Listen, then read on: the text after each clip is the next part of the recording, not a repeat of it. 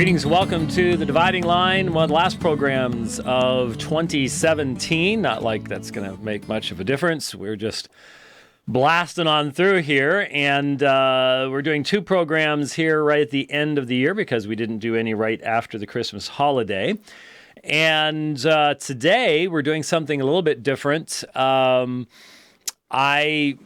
forget exactly how it was sent to me or just what it was, but sometime over the past number of weeks, I saw a comment on Facebook in regards to a textual critical issue. And specifically, the textual critical issue had to do with Matthew chapter 28. And really, to be honest with you, it's not a textual critical issue.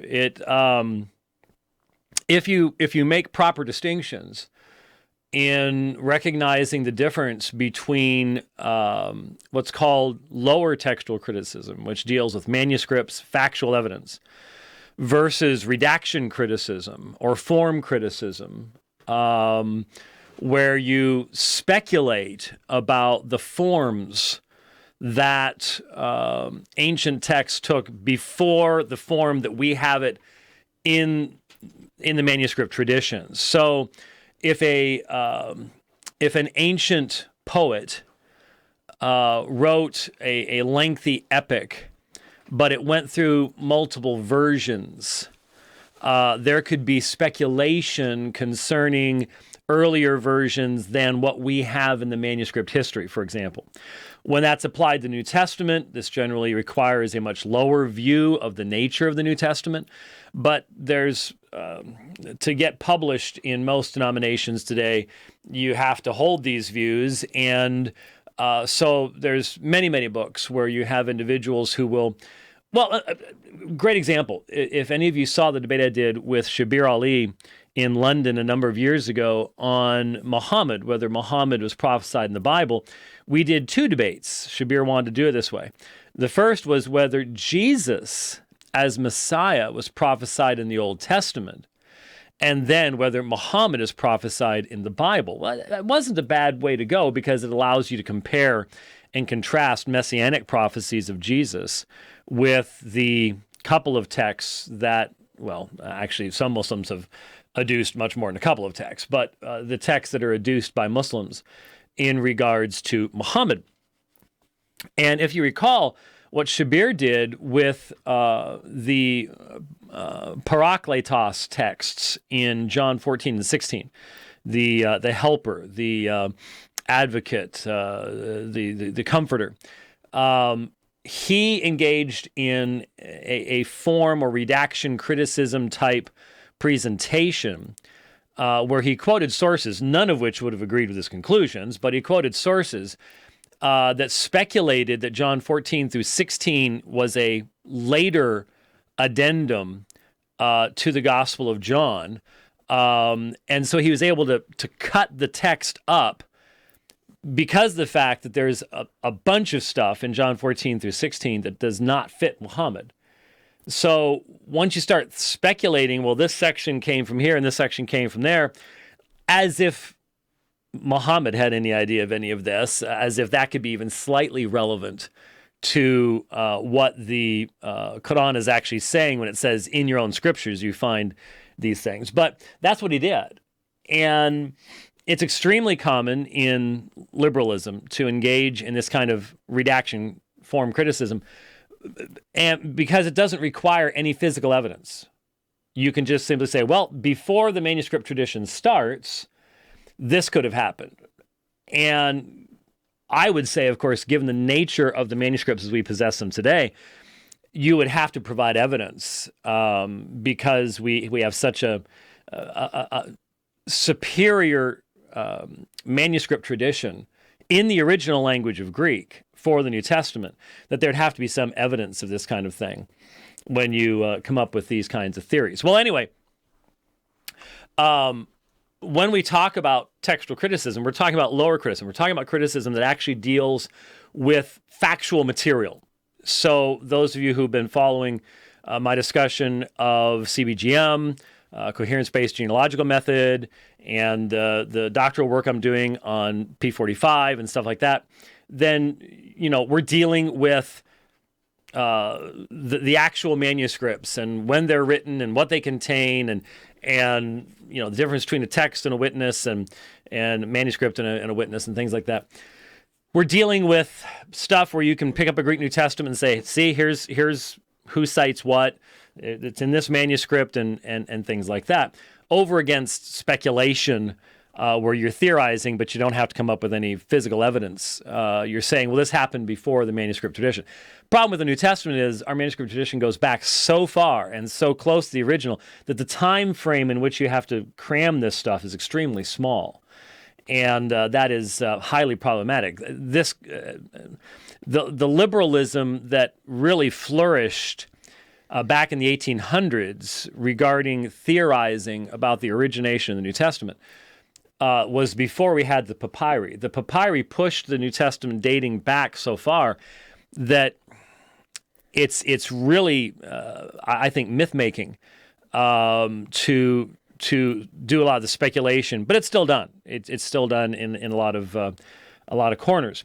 So with all that as background, I saw this comment about Matthew 28:19. Now, if you've dealt with oneness Pentecostalism before, then you know that non-Trinitarian groups will question the validity of the reading of Matthew chapter 28, verse 19, specifically, go therefore, make disciples of all nations, baptizing them. And the key issue is baptizing them in the name, singular, literally, eis ta anma, into the name of the Father and the Son and the Holy Spirit. It's not the Father, Son, Holy Spirit. There's a chi in between each one. Then goes on teaching them to observe all things I've commanded you, and behold, I'm with you always, even to the end of the age. So this is the very end of the Gospel of Matthew. And so oneness Pentecostals have been known down through the years to try to put together an argument against this because they said, they're known as the Jesus-only groups, baptizing in Jesus' name only. And they'll point to the book of Acts. Well, in the book of Acts, it's baptized in the name of Jesus. It wasn't baptized in the name of the Father, Son, and Holy Spirit. As if Acts is giving us a specific baptismal formula over against Matthew, et cetera, et cetera. And so I've seen these things before. I've seen these types of arguments before. But this was in the context of Black Hebrew Israelism. Sort of, I guess. Whatever that means. We'll talk about it a little bit more. And so there was a little bit of jumping back and forth. I think I commented twice, if I recall correctly, fairly briefly on the subject. And so I was directed to, I forget how, but I was directed to a 4.5 hour, I think it was 4.5 hour response from this gentleman. And I'm like, I don't care how fast I play this. I'm not listening to 4.5 hours of anything from anybody on anything. Little bit too long, but I was specifically mentioned in it. And so I pulled the audio, and I guess there were 80 some odd slides or something in this thing. And so I pulled the audio and I listened to the first hour and a half-ish of it on a long ride I think it was on Saturday. And so the first hour or so wasn't aimed directly at me. It was aimed at this guy that's just become such a troublemaker. I mean, man, I'll tell you, he's living rent-free in the heads of so many people all around the world these days that I thought, let's make this a learnable moment. And so I went ahead and got in touch with. Now it's pretty tough to do because this guy lives in a secret bunker now, and he's surrounded by all these people that take care of everything for him and things like that. But anyways, got hold of that Vocab Malone guy and said, "Hey, heard you getting accused of all sorts of things on this stuff that I just listened to, and might be worthwhile to address this stuff." And so somehow, right here in the middle of the holiday season, we managed to get a special landing permit for his Learjet at Sky Harbor, and got the man himself in studio. And so I brought a Coogee for him, but I just didn't have the heart to force him to try to do it. But I have the same hat too, by the way. I'm sorry, the Coogee in my mind has been typecast. You know how actors get typecast? Yeah. Well, I was wearing Coogees before they were. Typecast as a fat guy New York thing. Well, thanks a lot. I'm not a fat guy, so it doesn't fit for me. So I got my Coogee blue vest on, Coogee Blues vest on today, so I'm good. Hey, I had my first Coogee in the 1990s, so that was long before it got... I don't know. Biggie Smalls was rocking them in 94. Well, you guys might be neck and neck. You have to go back and do the timeline. Who wore it first? Well, look. Who wore it better? This is Australia, man, we're talking about. So, anyways, it doesn't have anything to do with any of that kind of stuff. But, yeah. See, there's some guy in chat channel going, Biggie wore Coogees, vocab. See? Yep. Yeah. See? I don't even know who Biggie is, so... He's dead now. Well, okay, then the argument is over. Okay, I'm not going to attack a guy who's no longer with us. That's good. Anyway, so thankfully you've put together a bunch of stuff here for us, because man, I wouldn't have not had the time to put any of this stuff together. But try to bring us up to speed here. This isn't easy to do because I was trying to think of a historical analogy to the Black Hebrew Israelite movement. And of course, we do have an author in the studio. We have Vocab Malone, Barack Obama versus the Black Hebrew Israelites. I do not understand the title. I do not pretend to understand the title, but you can understand the title if you read the book, I suppose.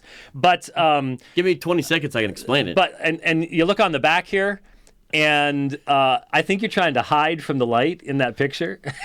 Because it's really dark. I mean, it's like, where is he? I didn't design all of that. Yeah, go ahead. You got 20 seconds. There's a Netflix movie that came out in 2016, and it's about young Obama when he's 21 years old, and he has to live in Harlem while he's going to Columbia, which is in New York. And he's walking on the street in one of the scenes, and it shows him debating a Hebrew Israelite camp. And so I take that scene. No one knows if it happened or not, but the things said are very real things that very likely could have been said, and his path would have totally allowed him to run into them as well. We kind of mapped it out with some friends that live there.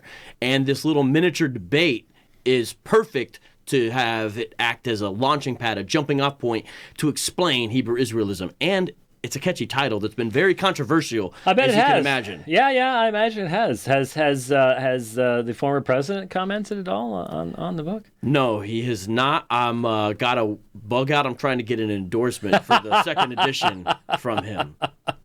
I'm not sure if that would be an endorsement or a death knell, but anyway. So there you go. So what's the background here? What brought this particular subject? Wait a minute. I forgot what I was going to say. I was going to say this movement is so diverse, and the leaders in it so willing to come up with their own stuff. I got some clips on that. That it reminds me a little bit of the Anabaptists in the sense that the only thing that held the Anabaptists together was a particular form of baptism, not even a particular belief about what baptism was. Right. And hence you had all sorts of different beliefs parading under the name Anabaptist. And so it isn't an overly useful phrase. And so when you've got Messianic Hebrew Israelites and you've got non-Messianic Hebrew Israelites and you've got people coming up with their own canons of Scripture, how do you even hold it all in one realm? That's why on page 22 my book has a chart and it does some categorization of them. Now, one of the Hebrew Israelites recently called it a hit list. Wow. A hit list. Now, it's not a hit list. The reason why I'm doing that is so you can know who is who. It's almost like the denominational charts that Christians have been making of each other for hundreds of years. This is nothing new. Just we're only doing with Hebrew Israelites, or that people do with Islam according to the school of jurisprudence that they hold to. So what I do is show here's one West type camps. That means the type of Hebrew Israelite who comes out of the ideas that were there in Harlem at 1 West 125th Street in the late 60s, 70s, 80s, and 90s until the school split. But there's camps who clearly are influenced by them. For example, if they use Yahushai for Jesus, that's a telltale sign they embrace Lashawan Quadash, which means they're One West influence. In fact, I've got a great title for this episode. It's Merry Christmas with the Hebrew Israelites. Ho, ho, ho, Yahushai. So anyways, but so that's One West type Hebrew Israelism. For example, the Edomite doctrine, that white people equals Edomites or whatever, right. That's a One West thing. Not all Hebrew Israelites hold that. The 12 tribes chart, that's a One West thing. Not all Hebrew Israelites hold to that. Okay. However, the transatlantic slave trade equivalency thesis, which is you getting transported to the Western Hemisphere via slavery or some other form of oppression, equals you being highly likely to be an Israelite, basically. But really, it's broader than that, because if you hold to the 12 tribes chart as a one Wester, then it's basically if your ancestors were oppressed by colonial powers. That's the essence of it. But the non-One West Hebrew Israelites still hold to some form of that transatlantic slave trade equivalency thesis. So Zion Lex, you had his book last time I came in here.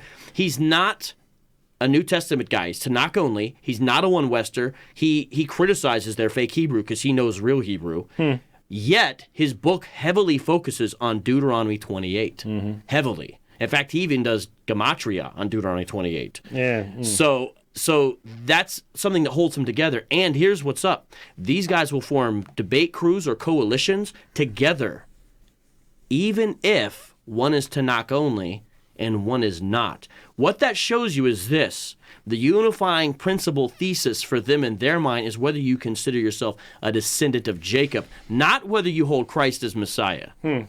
Because they will work together and say brother, and mean it almost not just in an ethnic sense, but almost more like in a religious sense, it seems. Yeah, but some of those One West groups go after each other like I don't know what. Yes, they do. They're vying for who is the real One West type influence school. And ISUPK, in my opinion, wins that battle, but that doesn't mean they're winning the movement. IUIC is up to 5,000 members. They're clearly winning the movement as far as numbers and organization. They're now in a missionary phase. They're going into Ghana. Since we last spoke, they've made heavy inroads into Ghana.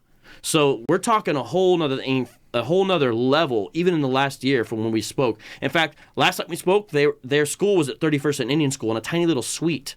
I called, it was very cheap rent. Now they're at 19th Avenue in Dunlap in a nice big suite. I went and visited. Parking lot was full to the brim. People had to park down the block for 4 or 5 hours in a row. By the way, I went there and dropped off a book with my phone number in it and said, give this to Nathaniel, because I knew Nathaniel was in town. I don't know if that's going to... 19th Avenue in Dunlap, so near the train station. Yeah, a little bit further north up from it. By the way, shout out to Abu. He gave me the address on that. Near Taco Bell. Yeah, okay. But it's big, and they're there for a long time. Okay, but our specific conversation today is about a guy named Ron Shields, or divine prospect is the term that he uses. Give us some background here. He says he used to be a Christian apologist. He says he used to follow you. Yeah, I said that. Although he says he never agreed with your Trinitarianism. Yeah. I'm sorry, hard to figure that one. Followed you, though the entire basis of everything you do, I didn't agree with. Yeah. He came to be known through videos where he would interact with a well-known kind of underground media channel in New York with a guy named Sa Netter, and there's a TV show that they do. And what he did is he kind of went to bat for the Hebrew Israelite community against the Kemetic conscious community. And so what? The Kemetic conscious community, these are folks who believe they're descendants of ancient Egyptians, and they believe that Egypt is the foundation for all modern sciences and things of that nature through the gods, which are really principles of reality, not actual deities, although some do kind of get into the mysticism side as well. And they're kind of they're vying for the same demographic in modern urban America, and so they're constantly battling each other. And so he was seen as a champion against the Kemet guys who were constantly attacking the validity of the Old Testament and things of that nature. And so he went to bat, and so he became well known by all Hebrew Israelites because he was much more well-read than the average Hebrew Israelite. And a lot of people kind of let him get away with a lot as far as doctrinal innovation because they kind of need his scholarship. So they don't call him out for disagreeing with all kinds of things. They give him a pass. And so guys that really shouldn't agree with him, like Captain Tazariak, who's a true blue one Wester, if there ever was one, gives Divine Prospect a pass and allowing him and not calling him out on, creating his own canon, and maybe we'll play that clip later, and other fallacious things that even one Westers view as very unorthodox. So he is really doing his own thing in Atlanta, Georgia, called Kingdom Harbinger Ministries, that mixes Hebrew roots with consciousness, with Pan-Africanism, with nationalism, with Hebrew Israelism, and with liberal mainstream scholarship, believe it or not. And some elements of what you might call the traditional or historic church as well. Even though they bag on it, they have elements of that even in their church, down there, their congregation in Atlanta. And it's a polygamous community. I asked him in the interview, technically it's not polygamous, it's polygynous, because it's only men with women. It's not everybody being able to be polygamous. He helps regulate these marriages, he says, and he'll defend polygyny in debates with other Hebrew Israelites. For example, there's some discussions he's had with women. And he has a very high opinion of himself. He believes that I'm not built to handle him. And so that's why, supposedly, according to his recollection, reached out to you, even though I just saw it on Facebook. The opposite is true. Yeah. The opposite is what actually happened. But he seems to invent a narrative about himself. And so even before this discussion happened, he sent out a text that said, they're going to be talking about me. Apparently my work is garnering attention. I'll consider that a victory. And so you see this sort of, he almost broke his arm, patting himself on the back. This self-adulation and all this. And it reigns supreme in the community, but he's one of the best exemplars of it. And he can kind of get away with it because most of the other Hebrew Israelites haven't basically read as many books as he has. Right. He can out-talk him, I guess. Certainly. Well, so for 4.5 hours if need be. No kidding. That'll out-talk anybody. So you're just on my Facebook feed. I saw what you had posted something about Matthew 28:19-20. I just commented. Right. You didn't contact me. I was just sort of like, oh, great. In fact, I was sitting in here when I saw it. And I remember typing something up like, oh, there's nothing new under the sun. Here we go again. Anti-Trinitarian questioning Matthew 28:19-20. And then, if I recall correctly, you responded to that or something, and I wrote something a little bit longer. And I think both that ended up in the film, in the video he put together. Something must have spent. He's got a whole lot more time than I do. Obviously, does not have grandkids. I made a 3.5-minute video about Matthew 28:19 to him because he wouldn't debate it with me, and he said that's what he was playing. I think 3.5 minutes, and that resulted in the 4.5. So if this broadcast is 2 an hours. hour and a half, 2 hours, we could do the math. Yeah, you could figure out it's a couple days. You might get 24 hours worth of broadcasting from Divine Prospect. Well, I ain't listening to 24 hours, but need to learn to be concise. So obviously, my interest is purely textual critical. Obviously, theologically, I see a lot of people who approach textual criticism with a theological axe to grind. Right. And as a result, adopt methodologies that would result in the utter destruction of any meaningful reconstruction of the New Testament text. And they're never consistent. They can't be. They can't be consistent. If they were to apply the methodologies that they use on their single pet verse to the entirety of the New Testament, it would be a complete mess. We wouldn't have a clue as to what in the world the New Testament originally said. So I see that, and I don't just see it from, in this case, a Hebrew Israelite or a mixture of Hebrew Israelite, but you get that from the oneness folks, and sadly you get it from Christians who have, the King James onlyists will do it, the ecclesiastical text guys will do it. Once you get this idea that this is the text that must be defended, then you start cherry picking the facts to make it fit your particular perspective. And so I wanted to listen to it for that. And like I said, I knew from, I'm not sure it was you that sent you. I thought somebody else did, but somebody gave me a timestamp when he started talking about me, but I didn't have time to edit it. So I had to listen. The first major portion was just about your little video, and then transitioned into you had to go running off to get James White or something along those lines, which is not what happened. So you put together a little something. You wanted me to play something here that would give us some background to this gentleman and what he's saying, which I certainly didn't have when I first listened to the material. So we're just going to play a little bit of this here.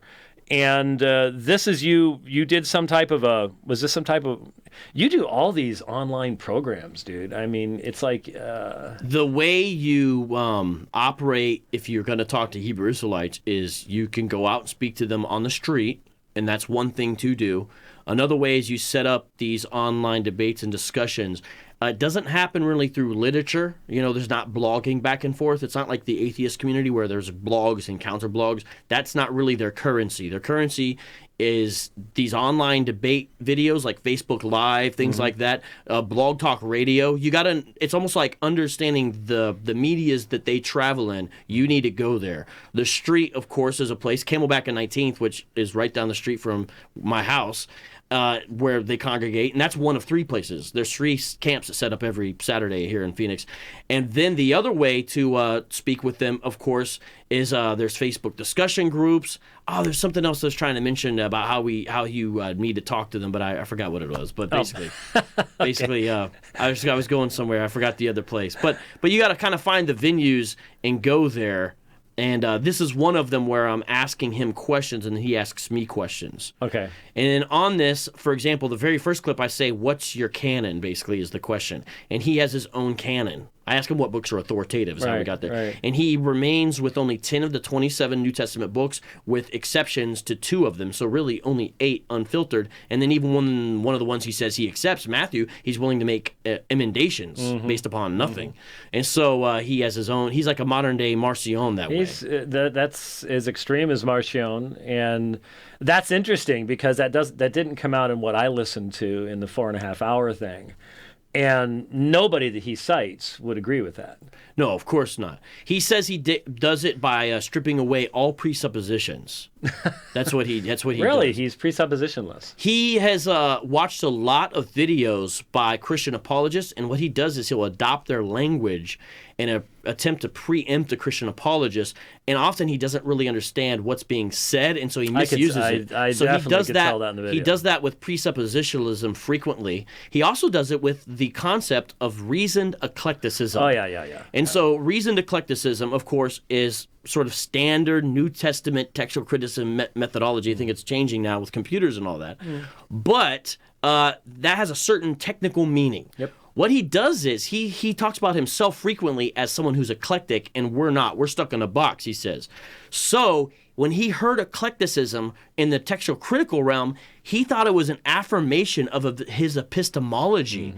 And you can see that because in his video, he reads a slide where he says, "Let's define eclecticism." And the part of the video you screen, the second part of it is from like a textual critical book or something like that. It's about weighing manuscripts, all this stuff. The very first line, though, is from the eclecticism entry in Wikipedia. I tracked it down and found out. So he mixed and matched the definition for eclecticism as an epistemological approach to sciences with reasoned eclecticism from TC issues, and didn't tell anyone. And later on in the video says, don't cite Wikipedia as a source. And yet I tracked down a source. His source was Wikipedia, and he's mixing and matching the definitions. So whenever he hears eclecticism and a textual critical concept, he thinks it's affirmation of his epistemology. So it's a fallacy of equivocation. Yeah, and in fact, at one point when he's talking about Codex Washingtonianus, he Did you say that says, again? Washingtonianus. Thank you. He says that he's quoting someone who's saying it's an eclectic text, and he goes, "Whoa, Yeah. you hear that?" And I'm just sitting going, "What do you think that means?" It's just so obvious he has no idea what the author meant by that. And what's interesting is P45 that I'm working on is likewise eclectic in the sense that what that means is the scribe had access to a wide variety of manuscript family sources in his exemplars. And so one of the key issues is why is P45 different in its textual flavor in Mark than it is in Acts? That's what I'm working on. And Washingtonianus, sometimes there's called mixed texts. Washingtonianus will have Alexandrian sections, and then it'll have Byzantine sections, and so on and so forth. That's what makes it eclectic. But I could just tell he was doing this thing, and I'm like, what do you obviously think that means something that those of us that work in the field realize it don't mean. But then it's funny later on because he picks up on the fact that Washingtonianus had probably been used multiple sources, as you mentioned. Right. And some people theorize because Diocletian destroyed a bunch of them, and maybe that's what they had left, and they're putting it together. Who knows? We don't know that, right? Well, I'm just saying. I get that because it's post. Because of the date. It's post the peace of the church. P45 is 130 years earlier than that. So, but in that, he mocks Washingtonianus and calls it a Frankenstein text. And he says, I don't know why Vocab picked this one. He must have thought, I'm not going to look into it. He shouldn't even use this. Yeah, he says that about W, which is we'll the get world's we'll get third oldest Bible. Yeah, it's definitely one of the most important and useful manuscript texts that we have, and I don't know of any serious textual critical scholar that would call it a Frankenstein text like that. I mean, if you're going to use that kind of language, you're going to have to do the same thing with Vaticanus and Sinaiticus and everybody else in the process. So, anyway, so before we get into all that, so here's Ron Shields, a.k.a. Divine Prospect. This is just some quotes just to give you some context here. You got it ready? Okay. Which one are you playing first? Tanakh in his day and quoted from it as if it was God's word. Do you believe he was mistaken? I'm not 100% sure, only because I don't know what manuscripts that he would have been using at that time. If it was the Septuagint, we have various variants of the Septuagint. If it was something, let's say it was the Peshitta, we have variants of the Peshitta as well. It would depend on what he had in front of him at that time. So you asked him about Jesus. What Jesus, could Jesus have made mistakes because of the sources he was using? Because he was... I asked him at a certain point, once I started realizing his view of the text, how problematic it was, I said, when you make an argument from the text of Scripture, then are all your arguments provisional arguments? Meaning an argument that could be altered because it's not a real solid foundation, basically.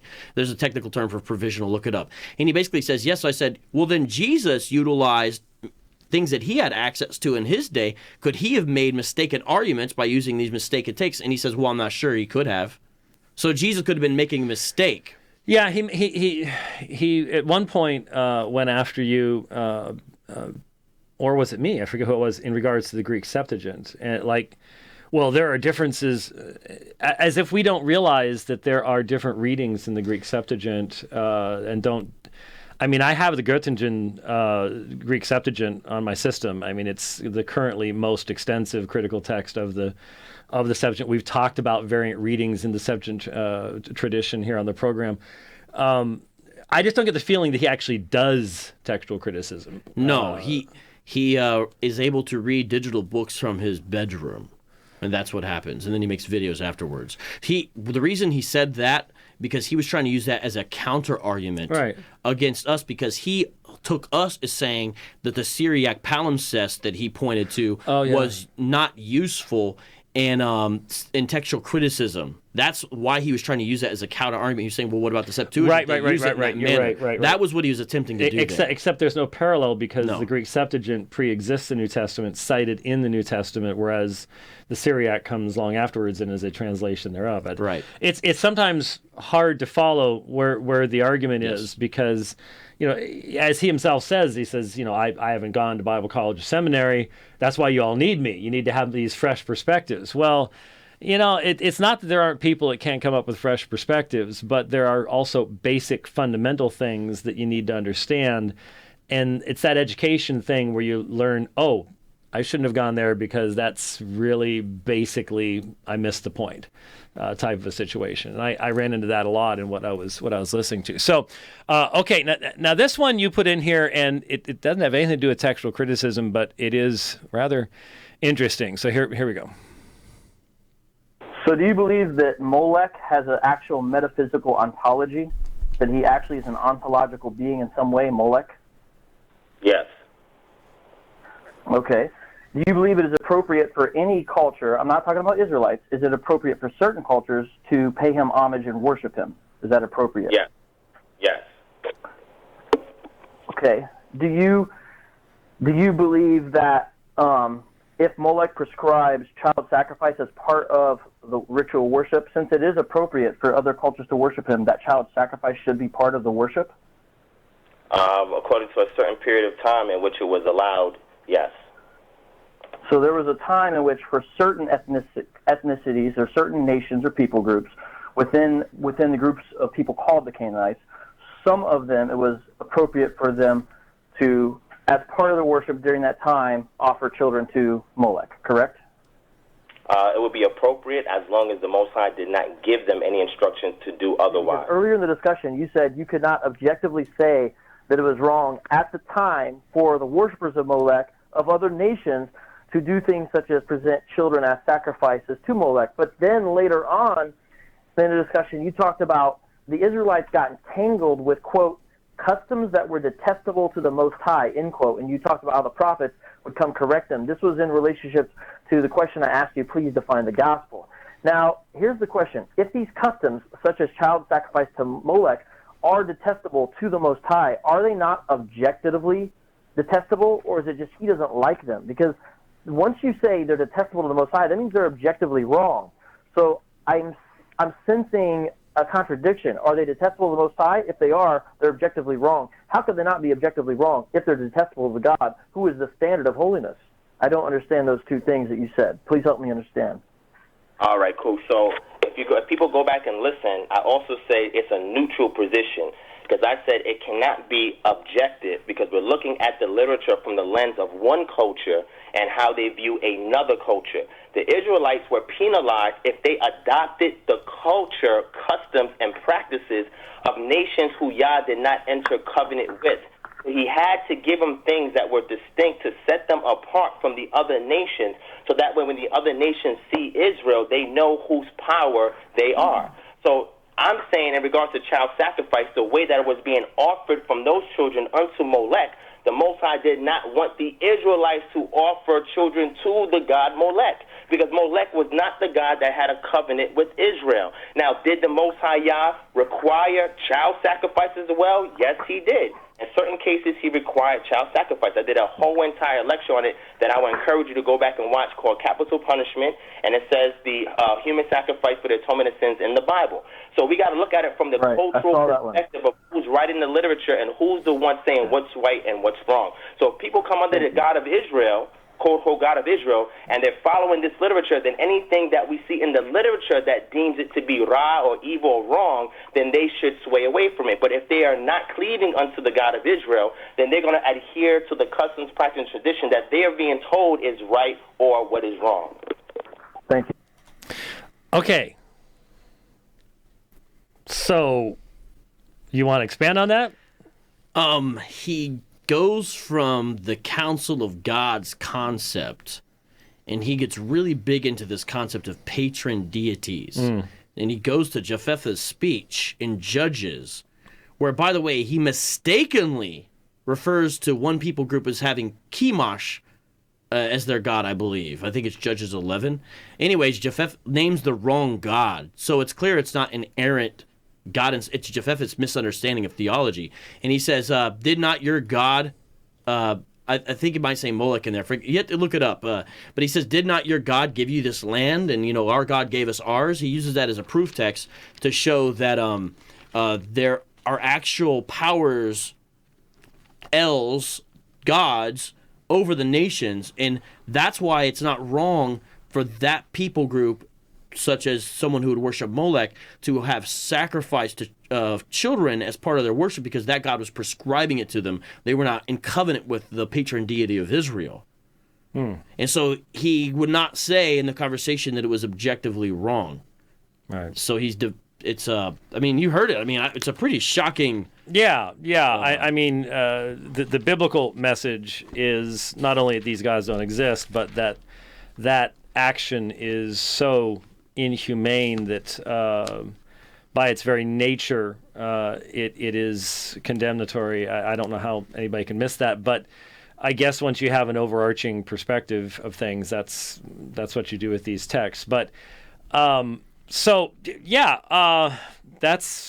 that's interesting. Here it is. Judges 11:24. Jephthah says, the Lord God of Israel has now driven out the Amorites before his people Israel, and will you now force us out? Isn't it true that you can have whatever your God Chemosh conquers for you, and we can have whatever the Lord our God conquers for us? So that's what he says there, and he uses that to say that, so for example, Chemosh is the real God. But it's interesting, Japheth names the wrong God of that people group. It's a different God. It's not Chemosh. I actually went to an ETS little conference with David Rowe and some other Old Testament scholars, and they brought this up because there was someone trying to talk about this as a proof text, and he said that's the wrong patron deity for those people anyway. So anyways, but he tries to use that as well as Psalm 82, things of that nature.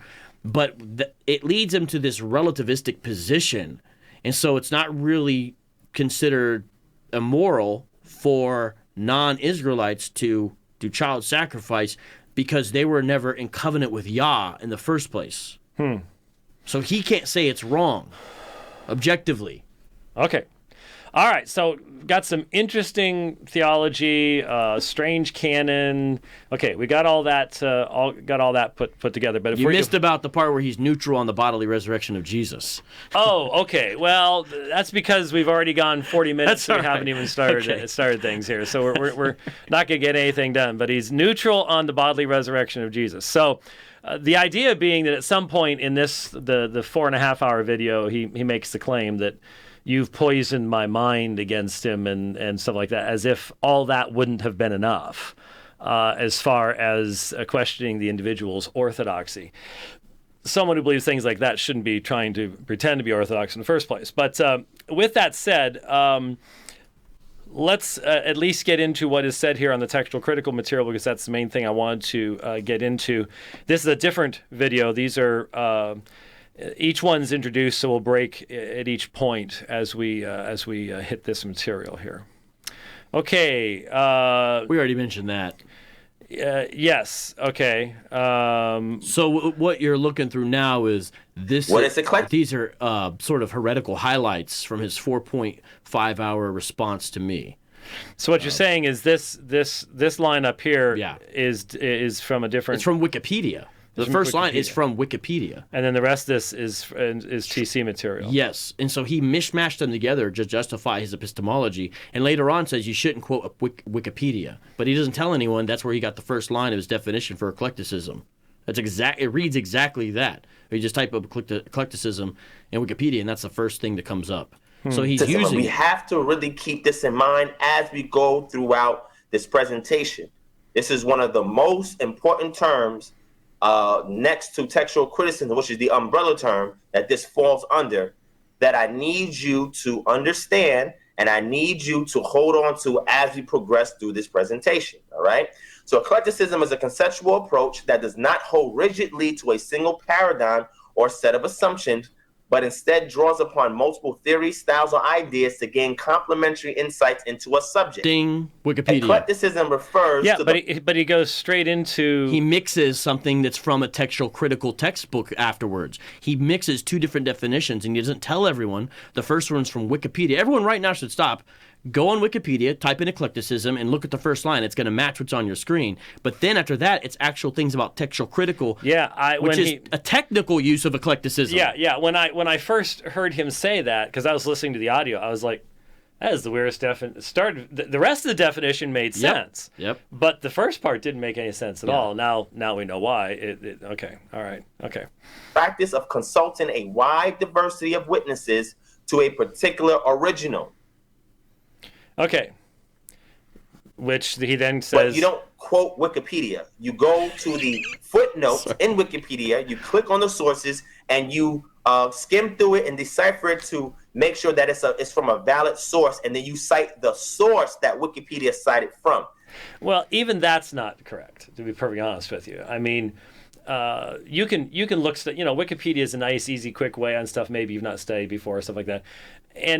But the references are going to be very, very limited to whoever has done the editing on that particular text. And then going and reading those sources, do you check the dates? Do you consider, there's all sorts of folks who will use stuff from the 19th century in textual criticism that's just basically no longer relevant in light of the discovery of the papyri and things like that. That's not how you do it there either. But okay. Not anyway. from Wikipedia itself, unless you're using it generally to explain something, okay? Which we all do, which I do at times as well. Maybe that'd be his fallback. Okay.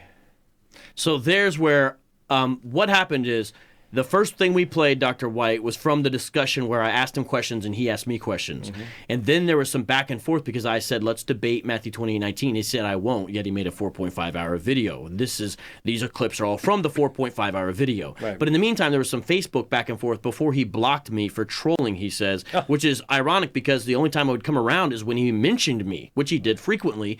He made several videos before this 4.5-hour one. So I said, why is Ron Shields' Divine Prospect using as evidence for excluding Matthew 28:19 the Syriac palimpsest, which doesn't even include the whole pericope of Matthew 28? That's what I asked. And I basically said because he doesn't know what he's doing. That's why. Right. Yeah, I saw that. I saw that. Right. And it's interesting, by the way, even in that Syriac palimpsest, I looked up the synoptic gospels, what they contain, and this is interesting. In that Syriac palimpsest that he points to say, oh, look, since it's missing here, because the whole end of Matthew 28 almost is missing. But wait, does he ever mention what a palimpsest is? He does explain what a palimpsest is, yes. Okay. But it's interesting, in that old Syriac palimpsest, when Luke ends, it says at the end of Luke, the Gospel of Luke. And when Mark ends, it actually says in the Syriac, because I looked up some articles about what the text contains, it actually says the Gospel of Mark is ended. My point by saying that is, with the other synoptics in this Syriac palimpsest, when they're done, it actually says it. Whoever translated actually did that. The Syriac palimpsest is pretty much the world's oldest translation, probably, out of the Greek. That's true. It's a really old translation, but it's still a translation. But we don't have all of Matthew, and if it was going to be consistent with the other synoptics, it probably also would say the Gospel of Matthew, or the Gospel of Matthew is ended. But it doesn't. So just to show that he was trying to act like maybe that's really all that really was there in Matthew. Mm-hmm. That's what he was trying to say. Now, I would love to see an image of that folio leaf of the end of Matthew 28 in that Syriac palimpsest, because if it's ripped or whatever, the thing is, there's not images of that online that I was able to find yet. For example, the Dan's Wallace's Center, they don't have it. It's not readily accessible. There's only a couple leaves here and there. For example, he pulled up one from Matthew 1 because I said, do you have the actual leaves? Mm-hmm. Do you have images, or do you just have this printed text edition? He said, oh, I have it. But he did something from Matthew 1 because he found one of the readily available images that are out there of the Syriac palimpsest, because there are some. But he didn't pull it from Matthew 28 because I don't think that's available that I can see online. All right. Well, here's what he said. He said, and he puts another question: which manuscript of Matthew? Answer: those which include the ending of Matthew, since that is a section where the verse under scrutiny is. Now, that's very interesting that he's saying that, but again, he's limiting textual criticism to a singular approach, and he's not looking at the eclectic approach that I take. Okay, now I'm sorry, that doesn't make any sense. Okay, and I guess this is a good place. There's going to be more opportunities to reiterate this, but if everybody who has a desire to chip off disciples to follow after them has found one of the ways to do that is to question biblical texts and the accuracy of the biblical text, things like that. There's nothing new about this. You've got Joseph Smith's inspired translation. You've got the much more fancy way of mistranslating things in the New World Translation. But if you're going to get a following, you need to have some new stuff, and one of the best ways to do that is to question the validity of the text. What you have here, if you anybody can do that. I mean, every group on the planet, you can find somebody somewhere that said something that you can isolate, normally take out of its context, and apply to your pet text. Because we're talking about a text. Now, it's a whole lot easier to do this with the Old Testament, right? Because you're talking about an extremely ancient text, some of the most ancient writings that we possess. But even with the New Testament, you're able to do this despite the huge manuscript tradition. The point is that the first thing that a serious textual critical scholar wants to do is to produce as close to the original in the original language. Now, my understanding is I got to the point where he started explaining, well, my view is I favor the Eastern text. In other words, he's going to translations before going to the original. This is not how you produce the New Testament. And your comments were based upon what would be, he would say is just simply the tradition that is common within New Testament textual scholarship, and that is the primacy of the original language. Well, if someone were to want to recreate the writings of Ron Shields 300 years from now, does anyone seriously suggest the way to do that would be to start with the French translations? Or go to the English, which was his original tongue? Anytime that you engage in translation into another language, the question of the accuracy of the translation, the accuracy of what the person possessed when they did the translations, is one of the first things that has to come into mind. And so when we look at Matthew 28:19, he even reads a number of times, as I recall, statements saying all extant manuscripts, Greek manuscripts that contain the ending of the Gospel of Matthew, contain Matthew chapter 28, verse 19. Now, there are manuscripts of Matthew that are partial. Right. I keep calling it my manuscript as if I own it. I don't. But P45 contains a relatively small portion of Matthew in the middle chapters, but it doesn't have Matthew 28:19. Doesn't have Matthew 28 or 27 or 26. Right. But no serious scholar suggests that the fact that you have a partial manuscript that only has fragments from the middle portion of a book means the beginning and the end wasn't there originally. If you then find later manuscripts that consistently contain the same material all the way through, no one will seriously suggest, and I'm saying seriously here. In other words, if you're actually trying to be fair in recreating the original text, no one's going to seriously suggest that those earlier partial manuscripts mean that what's missing was missing for them. They're just simply partial manuscripts.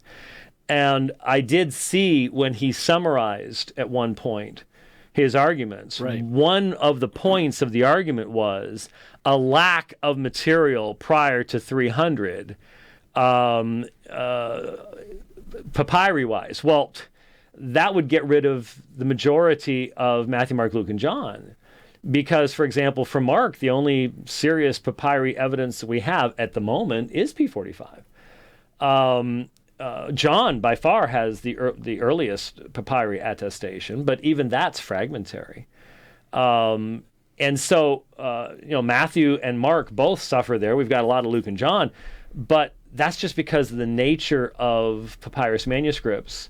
And in comparison to any other work of antiquity, we still come far closer to the original. The gap is way smaller. What did Bart Ehrman say in your debate? You asked him a question. The New Testament is by far the most early attested text of anticity. Right. Yeah, there's no question about it. I think that's on a coffee cup or something like that. I put on a shirt actually once, just for right after the debate. So this book by the Alans, which almost everyone has as an intro text, he has it, and he's using this palimpsest in Syriac to try to overturn what's in the Greek almost, but he should have read number 5. These are the 12 basic rules for textual criticism on page 280 of this edition. Number 5 says this: the primary authority for a critical textual decision lies with the Greek manuscript tradition, with the versions and fathers serving no more than a supplementary and corroborative function, particularly in passages where their underlying Greek text cannot be constructed with absolute certainty. And that's important because as I looked into this, I saw Metzger say, and I thought this was important, that the Syriac cannot distinguish between the Greek aorist and perfect tense. So that means when they translate, and they wanted to be faithful, and that's part of what I understand why these early translations are important. Partially, it shows missionary activity. It also shows sort of the philosophy of the Word of God as they try to translate faithfully, we see.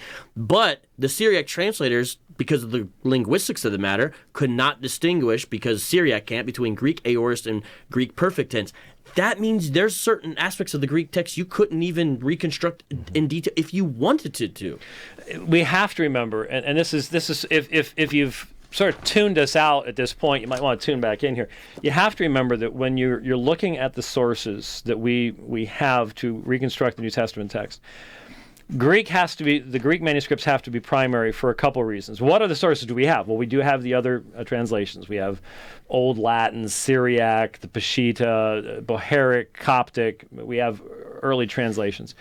We also have the early church fathers, so what would be called patristic sources. But those are always secondary, as the Alans emphasize there, for a number of reasons.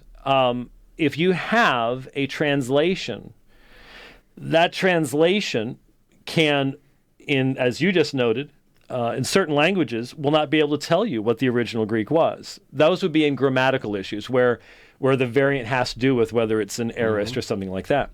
But they can tell you whether a verse was there or not. So they could be relevant at that point. Right.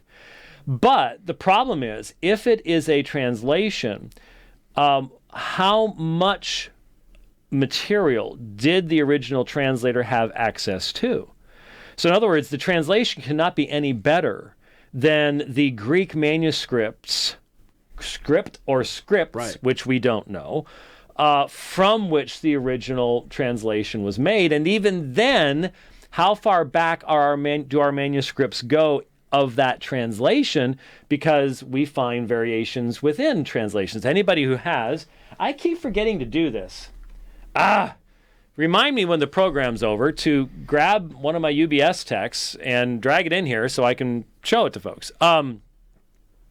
Especially when you use UBS 5, which is the current edition, there will be, in the textual footnotes, extensive citations of the fathers. But you'll notice it'll say things like Jerome 1/3. Which means 1 out of the 3 times that Jerome cites this, it reads this way. That means 2 out of the 3 times it reads the other way. Or maybe if it's a really complicated variant, it might be once he does it this way, once he does it that way, once he does it that way, and then he does something else over there. It can be extremely, extremely difficult. And that's because the early church fathers are frequently quoting from memory. Just as we do when we preach or we write, we sometimes don't bother to look something up. It's easier for us to look something up faster now than it was for somebody back then. Even in Hebrews, it says somewhere it says. Somewhere it says. Yeah, exactly. So you have that kind of thing going on. And so there are necessary limitations to what patristic citations and translational material can provide to us. Doesn't mean they can be ignored. But to make them primary and not even, maybe someplace he has, not what I heard, was there any argumentation put forward as to why in the world you would make a translation primary over the original language? It's like I said, if 200-300 years from now or 2,000 years from now, someone's doing a PhD on Ron Shields, which would make him feel really, really good, even after 2,000 years. Mission accomplished. Exactly. Victory lap. And they decided to not use Ron Shields' writings in English, but in translation into French. Or if they translated it, say, into Lashwan Quadash. Wow, that would be really difficult to come up with. Yeah. It just doesn't make any sense to do that kind of thing. Obviously, you go to the original language. That's going to be determinative of everything else. And you judge the translations based upon the original language. And that's why modern scholarship does not have any questions about Matthew 28:19. And that's because the primary source for the book of Matthew is the Greek Matthew. Now, there's people who theorize that Matthew is originally written in Hebrew and Aramaic and all the rest of that stuff. We don't have any manuscripts of that. And what is very clear in light of the grammar and syntax is that the Matthew we possess today was written in Greek. Right. The individual who wrote it in Greek knew Aramaic because there are Aramaisms in it. But it was itself originally written in Greek. And all the speculations, and there's a lot of speculation. If you want to get a paper published, you got to come up with some new angle. And so you speculate about what the original would have read, blah, blah, blah, blah, blah, blah, blah. We don't have any of those things. They're all speculation. And the reason that there's no question is not because we are just missing Ron Shields' insights into textual criticism. it is because of the fact that when you have a text that is consistently found in every witness of the book in the original language back to the earliest manuscripts, then you have to have a mountainous reason to overthrow that primary evidence.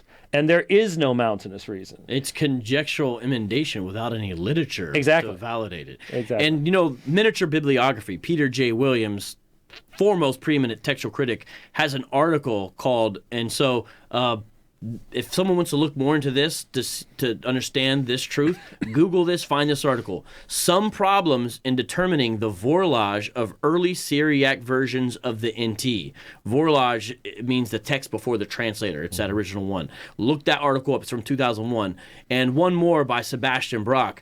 Limitations of Syriac in representing Greek, and that's in the early versions of the New Testament by edited by Metzger from 1977. So there's books that actually even specifically explain the limitations of what you can get to in the Greek using Syriac. And so this is something that people should look into before they jump to the Syriac to try to overthrow the Greek. Yeah, it's fascinating to me because Syriac is definitely extremely important in Quranic studies, in what was available to Muhammad or to whoever the author of the Quran was. I saw a book published by Brill on that subject entirely. Right. By George somebody.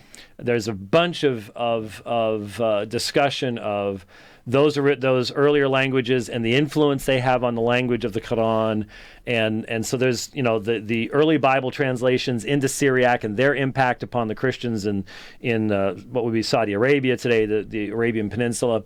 So it's fascinating, and I guess I didn't get to this, but you told me that he questions whether I was even aware of these manuscripts. Yeah, that's on the clip if you want to play. Well,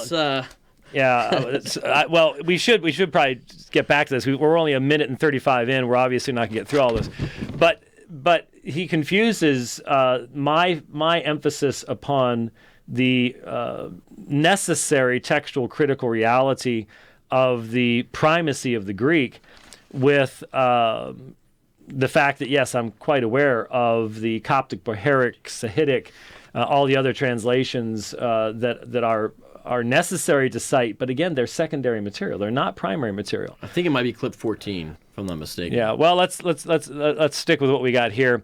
But there's the primary thing, and that is when someone questions Matthew 28:19, they cannot do it based upon any meaningful textual critical theory, which must take as its primary source the Greek manuscripts of the New Testament, in which that's the language in which the New Testament was written. They can't do so. And so they either have to, as he quotes Coney Beer and some others, they have to engage in redaction criticism, form criticism, depending on whether you're talking about redacting the text later on or the form that the text originally possessed. And those two end up frequently coalescing in liberalism. But he is utilizing forms of liberalism in its approach. The problem with that is there are no rules. Right. Because if he wants to use it there, then someone else could come along and use it on his favorite texts.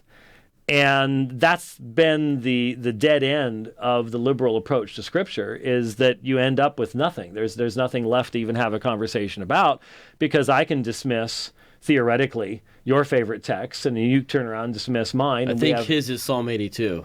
Well, and the funny thing is, there's really absolutely no question that as far as the distance between original writing and first documentation, we have better documentation of Matthew 28 than we have for Psalm 82. Yeah. So, I mean, just time-wise, just because the way in which Old and New Testaments are transmitted. But if he applies the kind of liberalism that he used in Matthew 28, the Old Testament's dead meat.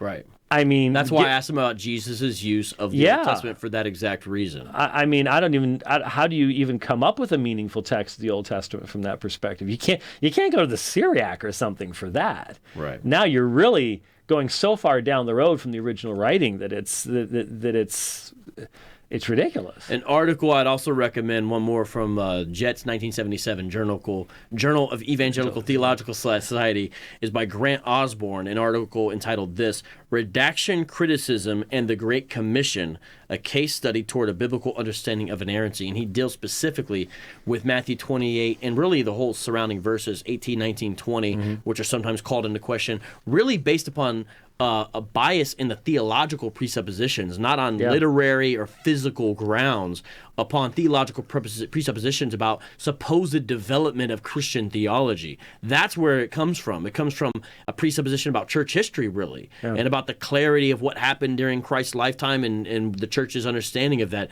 Not anything physically rooted. It's almost like a blind faith type of, well, we believe this about this, so we'll overthrow the physical evidence. Well, unfortunately, that is the essence of liberal biblical scholarship today. When you ask Bart Ehrman why he does not accept Pauline authorship of the pastoral epistles, he'll point to differences in terminology and lexicography and vocabulary. That's primary. And secondly, he has a theory of what the early church looked like, and it doesn't fit that. Right. So where does he get his theory? What sources is he using to develop his theory of what the early church looked like? It's extremely circular, and unfortunately, many people today don't have the critical thinking skills to be able to challenge what they find being quoted regularly on CNN. That's because the people at CNN don't have the same critical thinking skills to be able to actually question the scholars that they're quoting either. So it's very, very strange for me to hear someone, on the one hand, utilizing methodology that would then turn to the other side, would destroy the very foundations of the text that they themselves use. He does a similar thing about understanding of church history with the Ebionites. He believes they're the true heirs of what Christ That's taught. what the Muslims say. Yeah, he thinks the Ebionites are the go-to. Unfortunately, the only thing we know about the Ebionites is passed on to us through Christian sources. Yeah, we know very little. He Very does little. The same thing with the group sometimes called the Nazarenes. Right. So you see that move as a strategy is common in the Hebrew roots movement, which is not an ethnic thing in the same way, but the Hebrew roots movement, which is probably bigger than Hebrew Israelism. The Hebrew roots movement, which kind of comes out of Messianic Judaism type Christianity. Yeah, just today, somebody sent me actually sent a link to Michael Brown and and when I was looking in your book here, I think it was to Straightway Truth. Oh, Pastor Dow. Yeah, he wants to debate. Pastor Dow, and he's got his AR-15 in the background. He wants to debate somebody on the Trinity. Yeah, that's him. He's an ex-Pentecostal preacher who retains belief in tongues and casting out demons and is now a Hebrew Israelite pastor. And his congregation, believe it or not, is a mixed it's a multi-ethnic congregation. That's what it was. And he's definitely got his own thing going on down there. He's sort of like a maybe what Divine Prospect aspires to in the future, except to do it in Atlanta instead of Tennessee.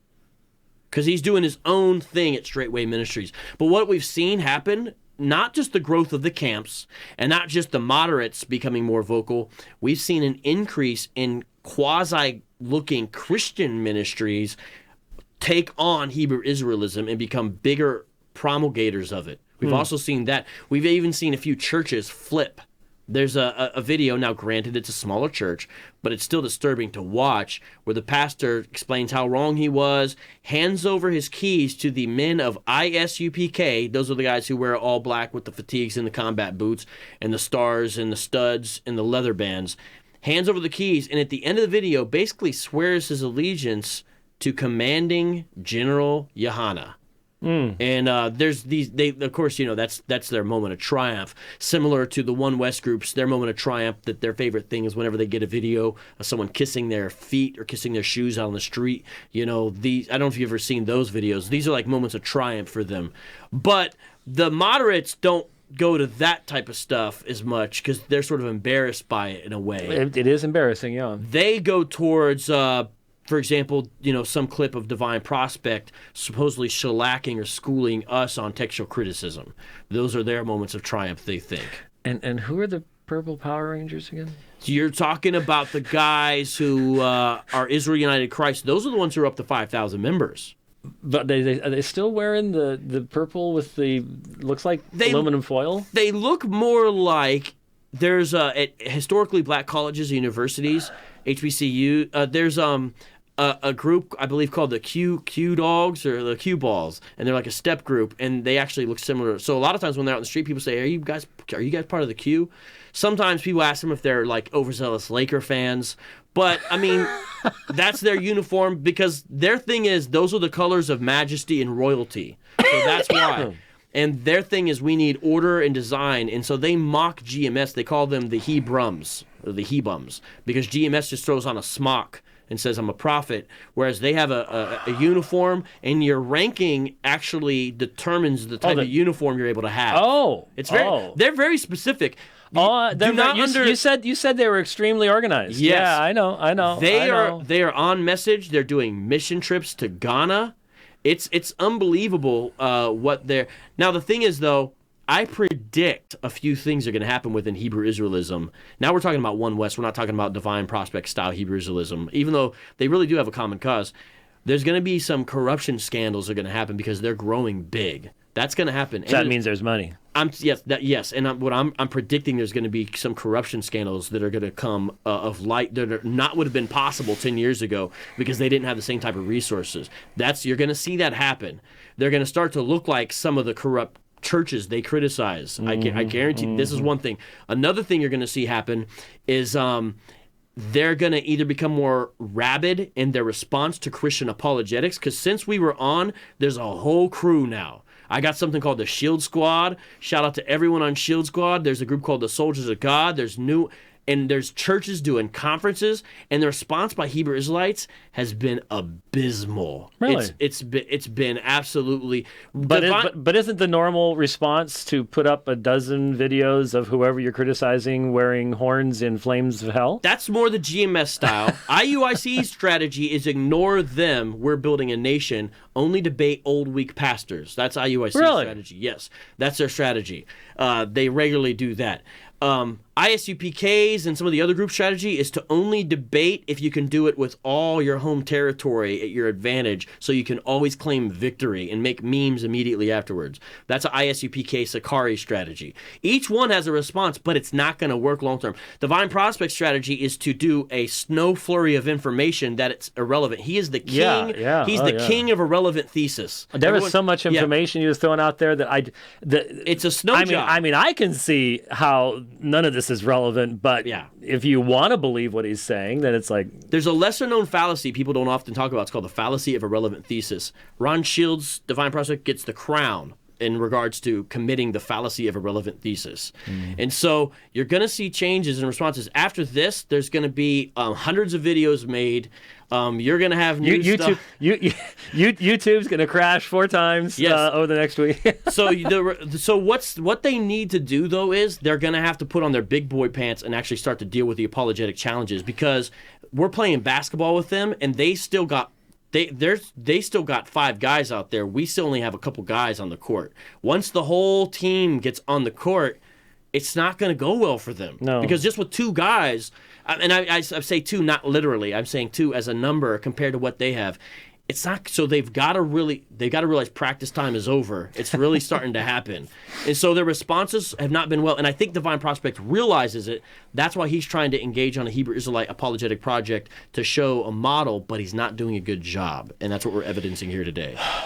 Well, we're not getting very far here either. So let's try to get something more here, or that's going to be part of the criticism, is that it didn't give him enough chance to speak for himself. So let's press on. So his next question is, so why would Ron Shields ask where Matthew 28:19 is in manuscripts which do not even contain the ending of Matthew? Answer, because he has no idea what he's talking about. That's why. It's like asking where California Love is on Tupacalypse. It's not on that album. You need to look somewhere else.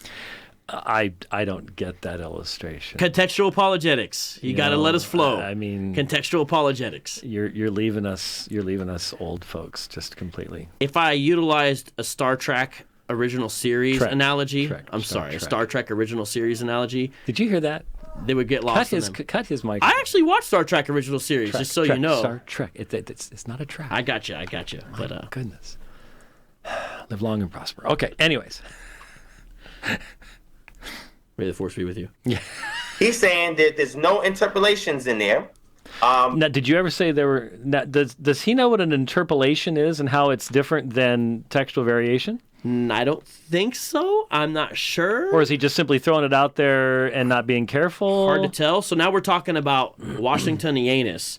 And oops, I just did it. Washingtonianus. I just said it like how he says it. Oh no. Okay, sorry about that. It's not the easiest, but just remember Washington, and then lengthen the O. I just said it. Anus. Washingtonianus. I did it right the other times, and now I just said it the way he says it. Yes. Okay. Yes. So let's just call it W. But yeah, Codex W. We're talking about W here, which ties in with California Love, by the way.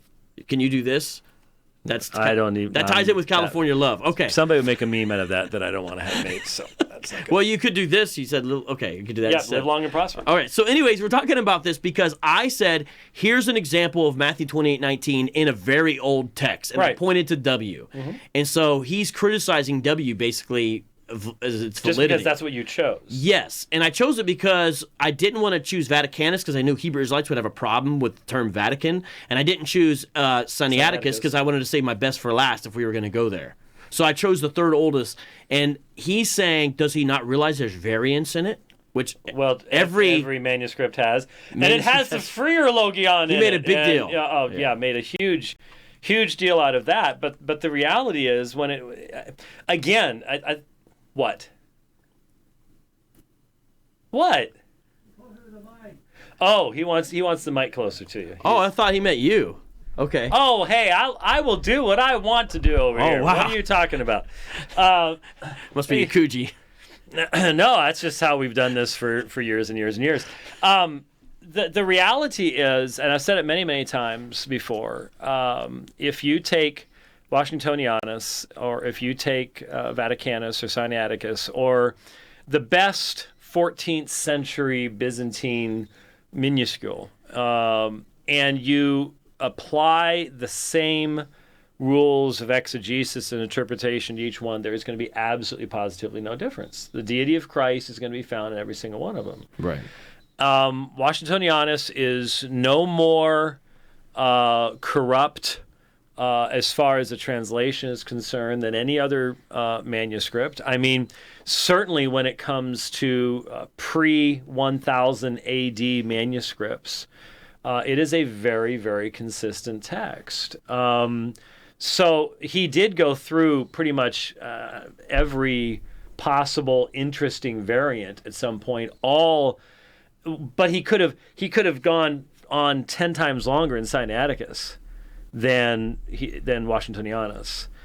He could have done it in Vaticanus as well, which only shows either he's just trying to go after you and is imbalanced in his response against you, or he doesn't realize that everything he said about W would be just as easily said in, categorically speaking, of any of the other unsealed manuscripts of the first 9 centuries. So what that shows me is you have someone who is reading secondary literature about textual criticism but doesn't do textual criticism. Because when you collate manuscripts, when you go in depth in the analysis, not of just the big variants, but of your standard variants. So, when you're preaching through a book, and when I went through Hebrews, I a number of times brought up variant issues. When you're looking at it in that way and you're actually looking at the manuscripts as a whole, what he said and then his conclusion, Frankenstein manuscript, was grossly imbalanced from any meaningful scholarly perspective. Even from his own sources that Divine Prospect pulled up, Michael Holmes describes it as intrinsically valuable because of what you're describing, because how early it is. And Craig Evans, in Divine Prospect's own sources, describes it as being in rarefied company. And in the textual critical apparatus, it's cited as a first order witness, meaning a high quality witness. Yeah. So to downplay it just to try to do something to try to say, let's get rid of Matthew 20:19 to try to diss W that way. It's just, it shows how unbalanced he is, that he'll go to great lengths to try to throw shade. That's what the young people say these days. I knew that. Throw shade. Oh, okay. I've heard that term. All right. He's trying to throw shade. Yeah, he's trying to throw shade on W, but it's like, you can't throw shade on the dub. You can't throw shade on the dub. That's a new meme coming up. Okay, all right. Regards to an addendum in reference to Matthew 28:19, but he chooses a very weak codex to prove his point.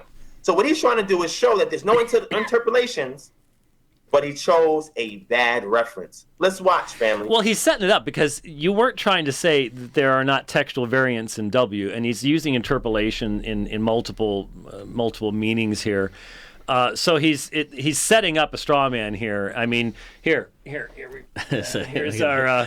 our just for Ron Shields. Here's your straw man award for setting up a straw man here, and I'm sure it made it look good to your followers. But there's going to be a meme of you saying you believe in voodoo, right? No, this has nothing. This is a straw man. I didn't poke any pins in him. I'm just telling you. I don't.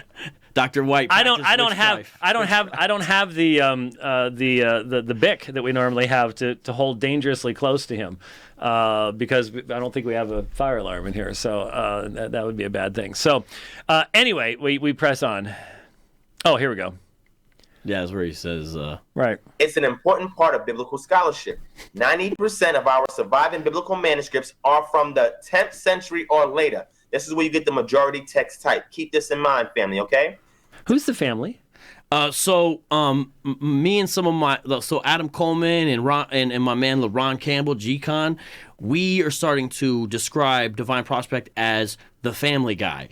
And somebody who's an illustrator needs to take Peter Griffin and put Divine Prospect's head over him and do a whole intro of the family guy, because as a filler, he always says family. And so he's like, Vocab's not built for this family. He doesn't understand family. Let's keep it moving, family. So family is referring to the... I didn't know if there was a specific meaning, or is this simply his way of referring to his followers? It's his way of referring to his followers. Okay. I didn't know if there was a theological content to it, or just quite dedicated. I would imagine so, yeah. Michael Holmes, a biblical scholar at Bethel University in St. Paul, Minnesota. So anything that comes from earlier is intrinsically valuable. There are only two other complete texts of the Gospels, Matthew, Mark, Luke, and John, that are older, added Craig Evans, a biblical scholar at Acadia University in Nova Scotia. They are the Codex Vaticanus, which is held in the Vatican, and the Codex Sinaiticus, most of which is held at the British Library in London. They're both 4th century, said Evans, somewhere between 330 and 340. And the Codex Washingtonianus is in rarefied company added, because now this Codex W can now be added to Codex Vaticanus and Codex Sinaiticus, and we also have Codex Alexandrinus as one of the earliest extant Greek manuscript codices that we have today. And remember, okay, yeah, he just spent reading about how high its pedigree is, right, and saying I chose the wrong text. It's like, does he not understand what he just read? Or does he not recognize that both what's called Aleph and B, Vaticanus and Sinaiticus and Vaticanus, likewise contain Matthew 28:19, and that therefore, on a textual critical basis, you have to provide a massive amount of argumentation and documentation to overthrow the consistent testimony to the text that's found in the earliest extant manuscripts of that section. The big three agree. The big three agree, and what you need to keep in mind is, you say, yeah, but wouldn't it be nice to have papyri there? Well, it would be. We have papyri of the beginning of all of these Gospels, for example. And I guess he made some argument against me. He said you didn't understand what you were talking about because you were claiming it was a single book. A single book. What he doesn't understand is that any translation is going to be made. I suppose a translation could be made from a collected manuscript of the Gospels. Even though the Syriac would be so early, it was well, here's the problem. Like Codex Washingtonianus, he gets all excited when it's called eclectic. Is that on here? Yeah, but I forget which clip it is. Okay, Yeah. well, we might Where get he to it. goes, what? What? Yeah. The scribe that created W and the scribe that made P45 hundreds of years earlier had multiple single book manuscripts in front of him. So in other words, he had a single manuscript of Mark and a single manuscript of, say, Luke Acts. So originally those books circulated as single documents, and then those were used to create the compilations later on. What you're looking at in the Syriac palimpsest, somebody had to have taken at some point single manuscripts and combined them together. That's where you can lose endings. And we have a modern example of this. I hadn't even thought about that until I was watching you smirking at me right now. You smirk a lot. And the hat makes it even more smirkable. You didn't say Smurfable. Or Smurfable. I was about to say, or Smurfable. Especially the color. That's very, very Smurfy there. And I'm wearing a Coogi, and people are going, but here's an example. Rich is getting ready to turn were you about to turn the microphones off, or just saying we're crashing? Nosedive right there. Okay. Here's the example. In the 16th century, we have an example of this very thing happening. Do you remember? And you know it. You know this story. You've heard me tell it a million times. Erasmus is under time pressure to finish. Yeah, translating backwards. And so he can't even find a single full manuscript of the book of Revelation. Mm-hmm. He has to extract the text from a Latin commentary on the book of Revelation. And even then, guess what's missing? Not the beginning of the book. The end of the book is missing, the last few leaves. And that's where he has to back translate from Latin into Greek. So if that can happen in the 16th century, the early 16th century, it clearly happened in the very, very earliest periods. And so I guess he accuses me of not understanding the form of the book or something. What I'm accusing him in response is not understanding how those books came into existence in the first place. Yeah, he had, when he first came across the word, he was saying codexes, and eventually he realized it was codices. Yeah, right. Eventually he realized that. But, it's... no one is doubting that he's bright or able to retain information or articulate or passionate. I haven't run into any others that are doing the reading. It's just so sad that he's reading stuff with such a thick lens on that he doesn't see that a lot of the stuff he's reading, if he's reading Metzger and Alon stuff, he's reading some actually decent resources. It's really some good stuff, but he's not hearing what it's saying. It's a real shame. It's a real shame because he actually has access. I'm like, hey, that's a really good book. Mm-hmm. He'll like pull out some book. I'm like, some of the stuff he's recommending, it's not all. Every now and then he'll dip into some loony stuff. Like he dipped into an anti-baptism book kind of to try to justify, but it wasn't a textual book. And so when he pointed that out, I was like, that's not a book on textual criticism. That's a book on baptism and Christian history. He needs to what he needs to do on there is get the old one, baptism in the new. Is it Beale? Who? It's Murray. Beasley Murray. Beasley Murray. That's a book to kind of counter that. But a lot of the resources are decent resources. It's the lens through which he's looking at them. Yeah. So it's a real shame because he actually could be a good balancing act to the rest of Hebrew Israelism if it was done different. But he's got. Once you have a goal that you're getting to, you're going to see what you need to see, and you're going to get there that way. So confirmation bias. That's what they call it. The Codex is cited as consistently cited witness of the first order and the critical apparatus of the Novum Testamentum Gracie or Greece. Grecci. The Codex was apparently copied from several different manuscripts and is the work of two scribes. The text type is eclectic. What? There we go. What? That's what I was waiting for right there. The text type is eclectic. What? And then you have a breakdown. So you have Matthew 1 through 28, Luke 8:13 through 24:53, Byzantine, Mark 1:1 5:30, Western with some similar to Old Latin versions, Mark 5:31 to 16:20, Caesarean, which some people notice near to P45. That's one of the reasons I know as much as I do about W is because of the fact that as I've been working on W, its relationship in Mark to W is very interesting.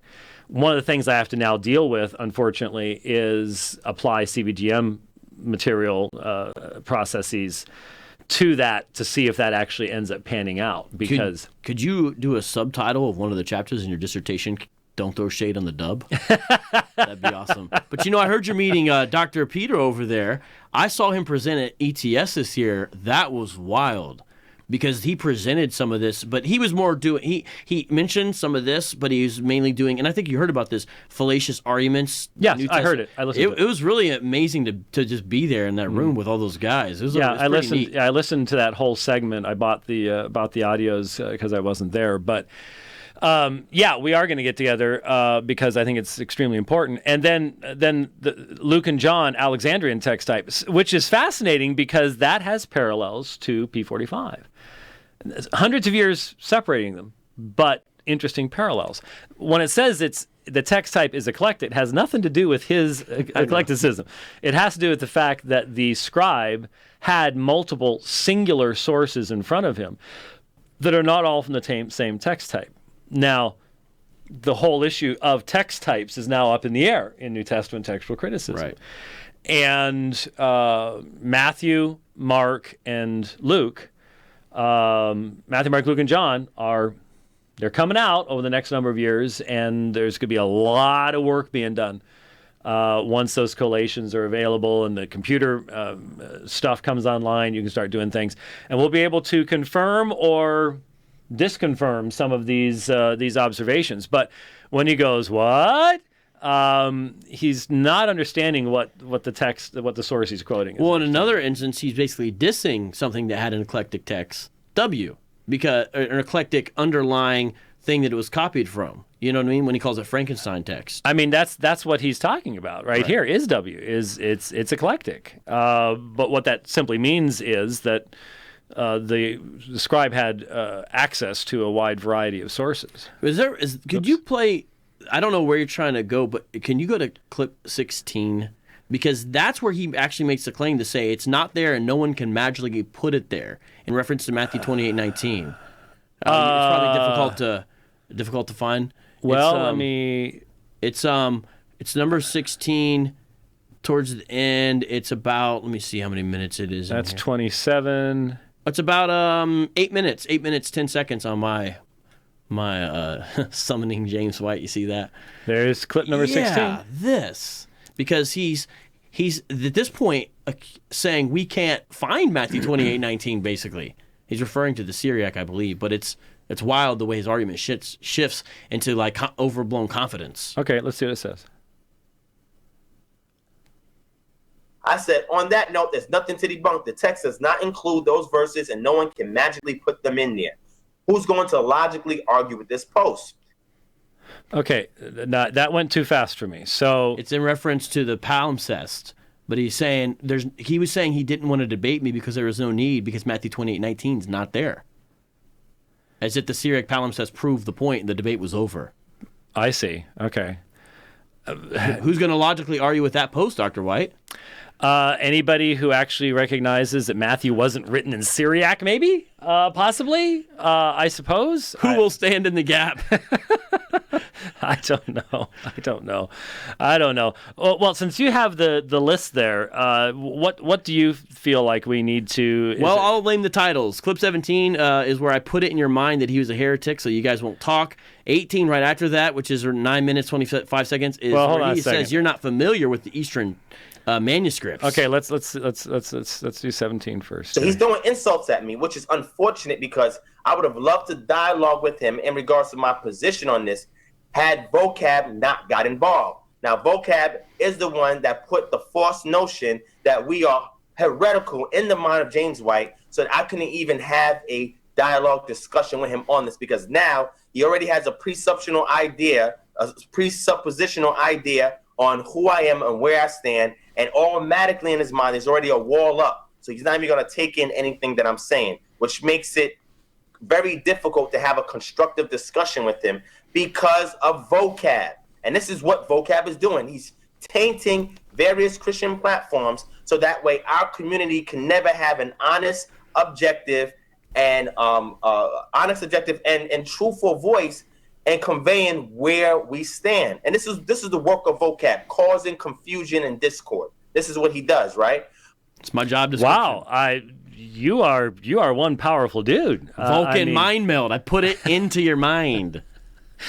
Like I said, now all I was doing, it's sad that people today think that if you point out their common errors, and all I said, and it was on the screen there, you can see what I said. All I said was, not the first one to come up with this argument. This is common for anti-Trinitarians. It's a tough text for them to deal with, and if it's original to Matthew, if it's in the words of Jesus, that's problematic for us, especially when you put it together with everything else we have in the Gospels and Paul and so on and so forth. The idea that I would have assumed some type of orthodoxy on the part of someone involved with the Hebrew Israelite movement, I haven't. Now the other guy that you asked me to listen to, Zadok ben Israel. Yes, seems like a really nice guy that's just confused. I do look forward. Is it gonna happen? Well, I hope so. We're working on a dialogue between you two because he's respectful. He's well read. He's humble. He's a super. I mean, not that this is on your. He's a dope MC. Dope MC. He raps really well, right? I look through the window at Rich there, and all of a sudden, because I can see my reflection and I can see him, and I see two really old guys. He is a very good dialogue partner because he listens well. He's articulate with what he believes.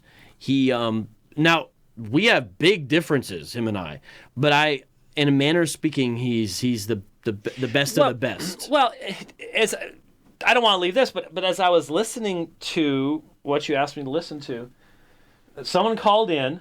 One of the callers called in and presented the Isaiah 6, John 12 thing. Yes, and they did a pretty good job. They didn't nail it the way they needed to nail it, because he actually took the normal way out of that, and that is, but that Isaiah 53 thing is, what they didn't bring up was the textual variant in the Greek Septuagint, saw his glory. The only place where Yahweh's glory is seen is in Isaiah 6. There's no way around that in John 12:41. So whoever it was that called in, and I think they probably heard it on this program, so maybe they're listening. You've got to make sure to close that door before someone takes that back door out, which is what he did. But it didn't strike me that he was actually overly familiar with that.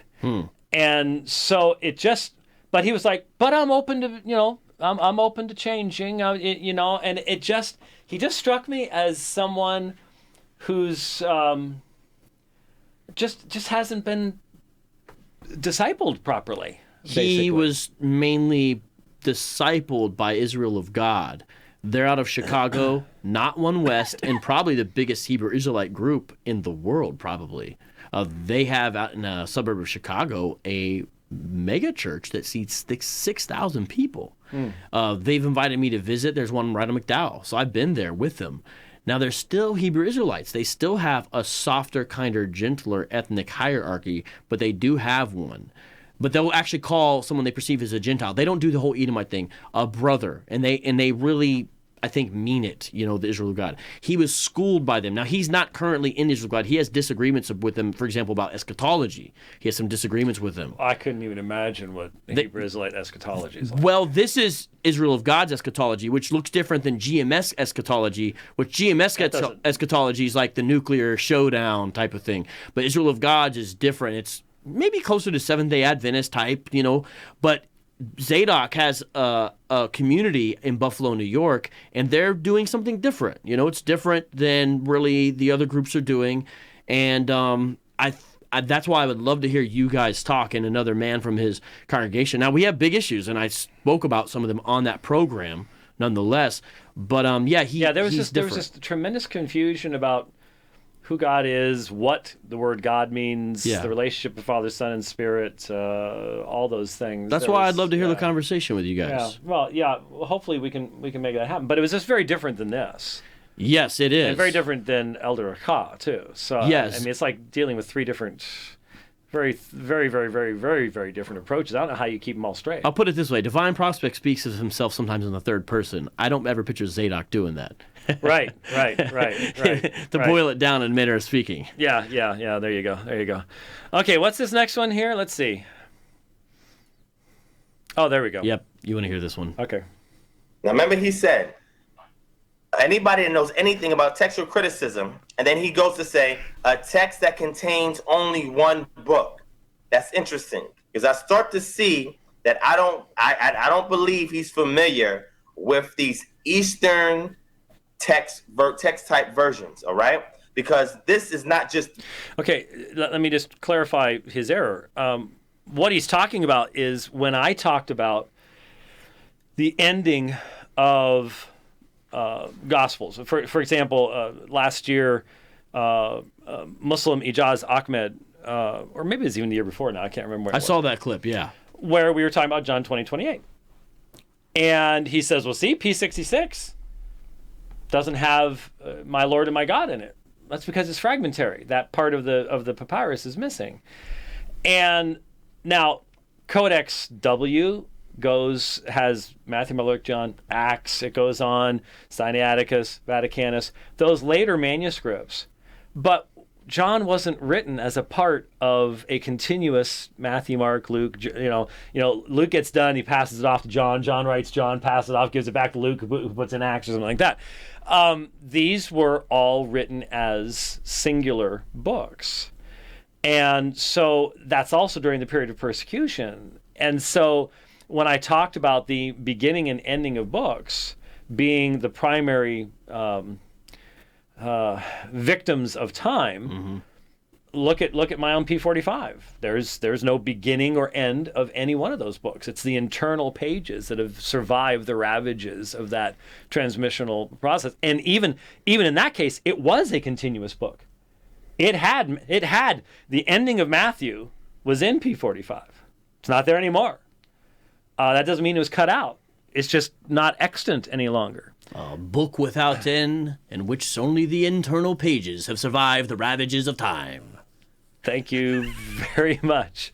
You're really losing Rich a little bit in there. He's much older than I am, so I'm at least able to sort of get a little hip, but Rich doesn't do the hip thing at all. Well, actually, his left hip has been hurting, but yeah. So there's great confusion of categories there because he's talking about it like it's a text type. Well, we're talking about translations. Yeah, right. So it's multiple confusion of categories that he's even bringing up. But in the process, accusing me of being confused.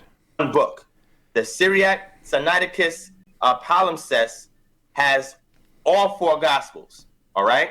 So P45. He just made a reference to it as if it was only one book, which it's not.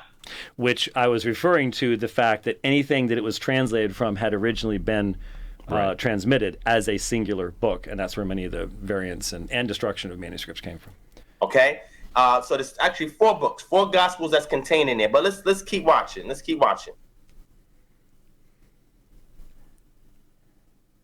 We don't operate that way. The eclectic method allows me to look at everything and then make a judgment. That's how I operated. I've not been to seminary school, have not been to theology school, so I'm not wired to think in an orthodox fashion like they are. You need people like me who are innovative to bring this subject matter to the table so that everybody can see what we're working with and they can make their own decisions. That sounds really good. It sounds really good. You need fresh insights and things like that. But he's the gadfly in the TC ointment. But the point is, the people that are going to bring you fresh insights, first of all, know the whole field. And they've done their basic homework. That's why you have to go to school first. And that's where the problem lies here. It's real easy if you've not had to bounce your ideas off of equals and peers. If you think you're the top dog all along, and there's nobody who can go, yeah, but what about this? If you apply it over here, then it's going to totally mess this up, and then we're not going to know what this said. And that's why there's a community that does this. That's why there's that you write papers and they're reviewed and stuff like that. And you don't come up with just your own canon or even your canons of textual criticism or whatever else it might be. Those types of insights probably aren't going to be valuable because they're going to contain so many flaws in the basic methodology that the person presenting them might think they're just wonderful until someone who actually has to do the work, because it's work. I wrote a book this past year with Doug Wilson, debating the issue of text types and things like that, and as I pointed out in there, it sounds really good to promote the ecclesiastical text theory until you then have to take it and actually produce a text. It's one thing to already have a text and then anachronistically defend it. It's another thing to actually take your theories, apply it to the raw data, and come out with something meaningful on the other end. And that's where people really struggle. Yeah, he's definitely the best basketballer in Buffalo, but he needs to come to the blacktop courts on the streets of New York and play some ball. He's a big fish in a small pond.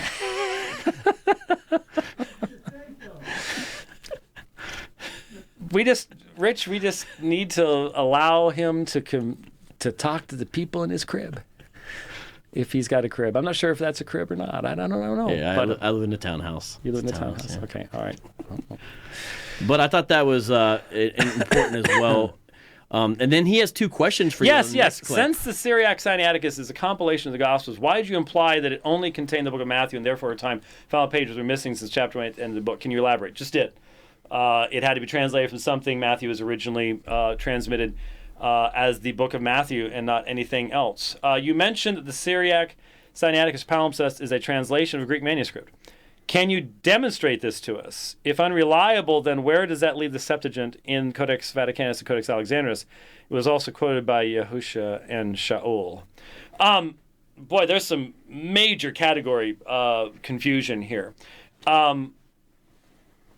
Any of the Syriac translations, Coptic, Bohairic, any of those early Eastern language translations, I'm not aware of anybody. Well, I suppose there might be some theories that some of the smaller translations were actually based upon other translations themselves originally. That's a possibility. But originally they are from Greek. I don't think there is any question that the original language of the New Testament was Greek, including Matthew. That's been argued, but I think pretty much settled as well. So can you demonstrate this? Well, where'd it come from? If it's not are you saying it's a secondary translation? That's a translation of a translation?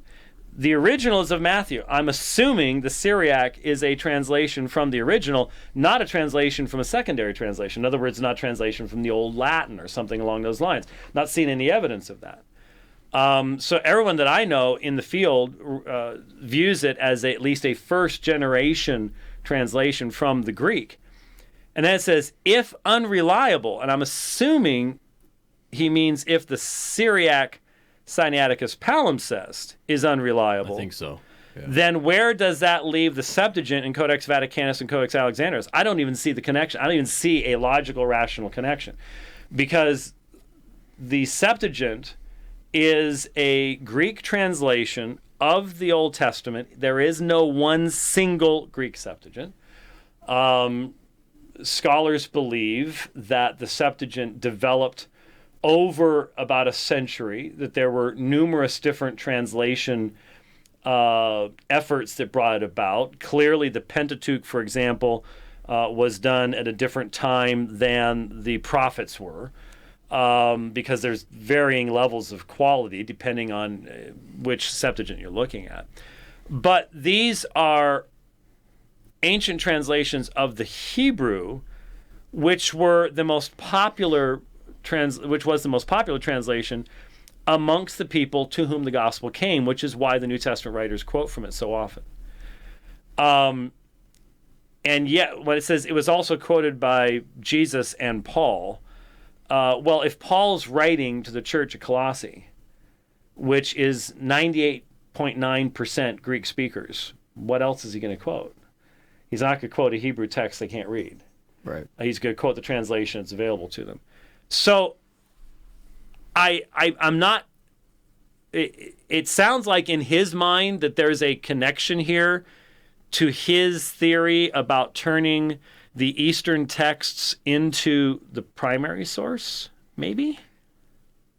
I think he's saying they're on equal footing. Maybe it's a little confusing because he puts them all together.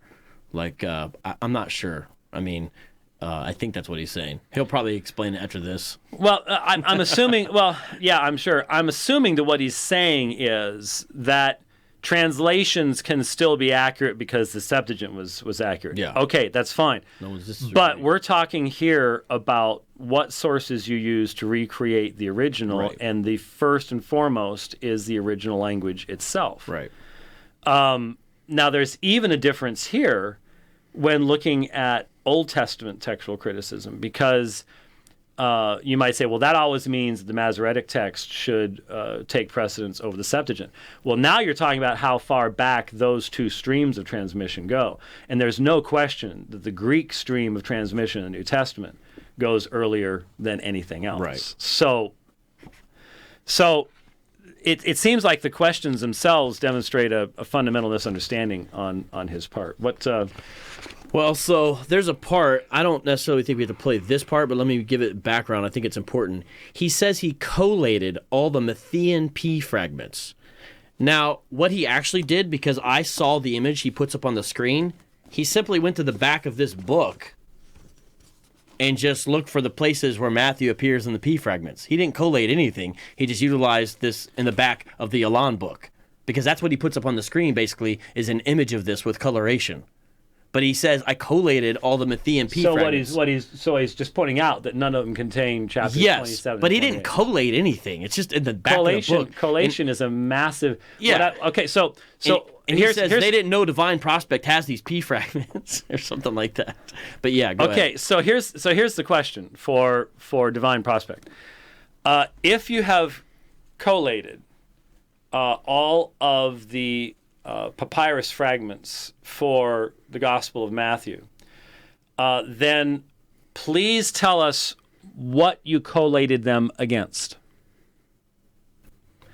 And give us some examples of these collations from some of the middle sections of Matthew.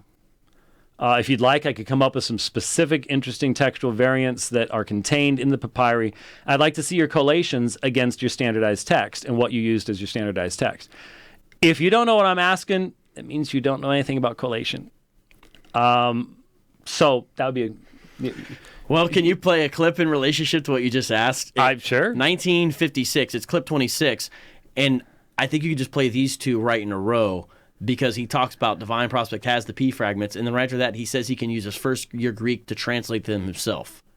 So I find both these clips interesting. First-year Greek. Well, that's into helpful. his scholastic methodology, as well as perhaps psychology. Examples of some of the Gregory Allen papyrus fragments. Well, wouldn't you know that Divine Prospect has a transcription of all of these P fragments? I have them.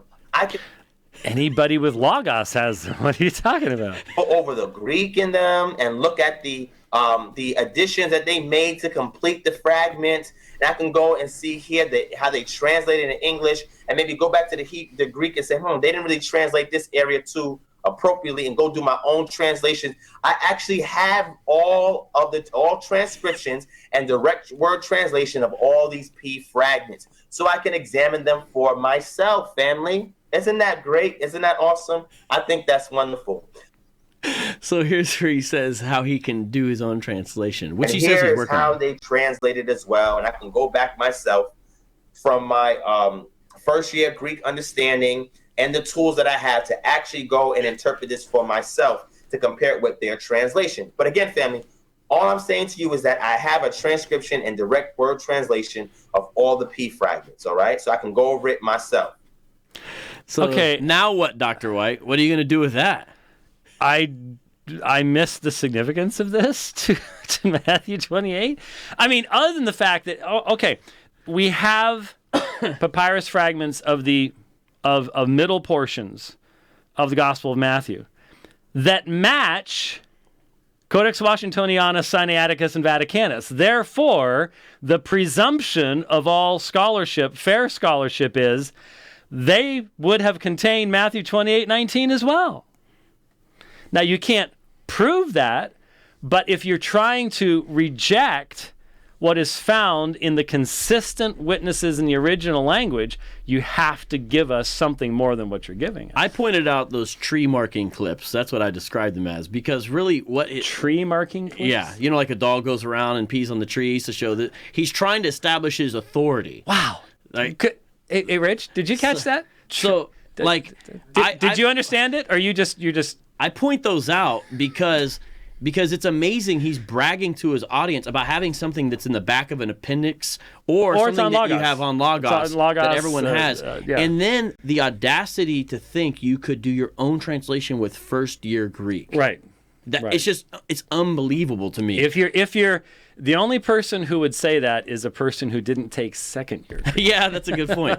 Well, the next clip is relevant to what you just said, because then he says into the Syriac, since it's not there, he has good reason to reject it. Between 28, 29, those two clips is where he kind of gets into his argument in relation to the Syriac. Okay, real quick.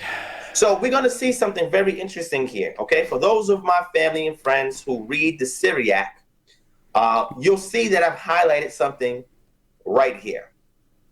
Okay. Now, mind you, this part of verse 7 is complete. From here, going all the way here, it's complete. From here to here, it is complete. So that means that there's no fragmentary issues with what we can read. Now afterwards, verse 7 cuts off. We don't have the rest of verse 7, but verse 8 and on, we can assume that it's there, but you can also assume that maybe it wasn't there. Maybe it stopped at verse 7, okay? Yeah, no, listen, this connects to that part. It's right But after. now the people who's writing this, who's transcribing this, right, they actually noticed this. They said, wow, this is interesting right there. And they called it an omission. So family, if there's a noted omission in this manuscript, could it also be possible that further on in this manuscript, there may be other so-called omissions? Like, I don't know, maybe Matthew 28:19. Maybe it was in a shortened version. Maybe it's in a short version. Maybe it's the long form version. Maybe it's not there at all. Remember, all I'm doing is taking a scoop out the jar of jelly, and I'm letting you know the composite nature of the work. And I'm saying to you, guess what, family? More than likely, it probably wasn't even there. And I wouldn't be wrong for assuming that or even speculating on that.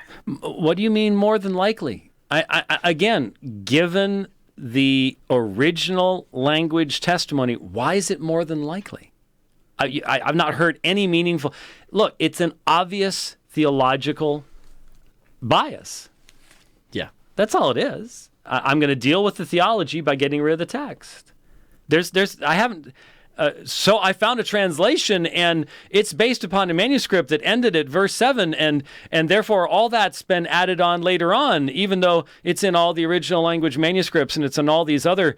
in fact, it's even in other versions of the Syriac. I guess he didn't mention that. Oh, you're talking about the Curetonian or whatever? Yeah, Is that yeah, the other yeah, old Syriac? yeah. It's So, there. Yeah, so I mean... And also remember that Luke and Mark, when they're done at the end, it says they're finished. And so, meaning it's highly likely that we really don't have all of Matthew because you don't have that there. The last clip, if you're interested, is where he tells everyone not to ask him again if he can read Syriac,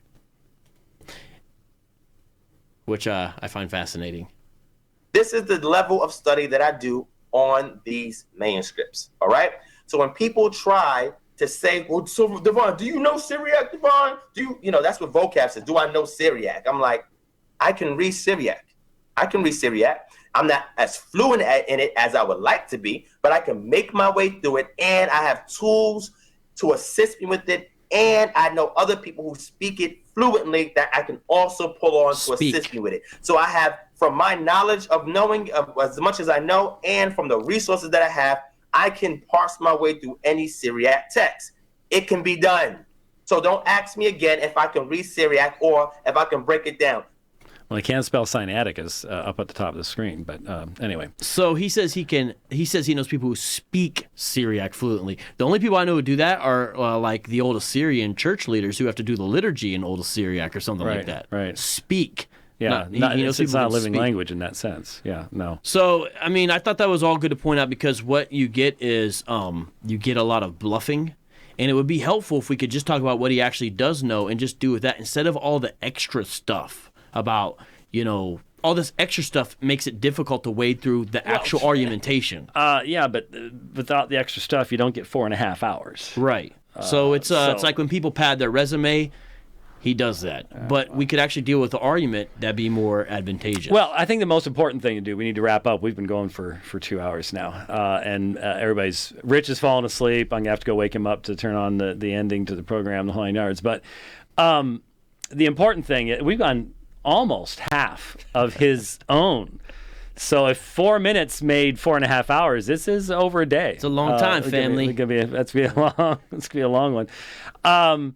But the important thing, hopefully the takeaway here at the end is it is possible to absolutely abuse textual criticism to promote a particular theological perspective. And it's been done, especially about Matthew 28:19 by many people.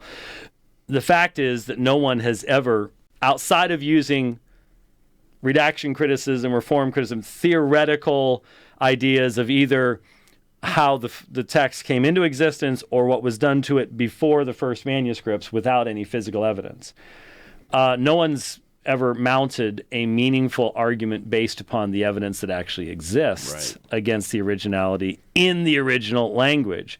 And even if we wanted to go to Eastern languages, when you combine them with the Greek testimony, I'm sorry, there is a presuppositional bias operating here with Mr. Shields, and that is, if he's not a Trinitarian, he's trying to find a way around that particular issue. And the interesting thing was the question began with, I'm just asking him if they baptize in the name of the Father, Son, and Holy Spirit at Kingdom Harbinger Ministries. I'm not actually sure if they baptize at all because similar relating to liturgy, when I asked him if they practice communion, he said, I can observe communion as part of the Passover or something like that, which was kind of like a no, basically.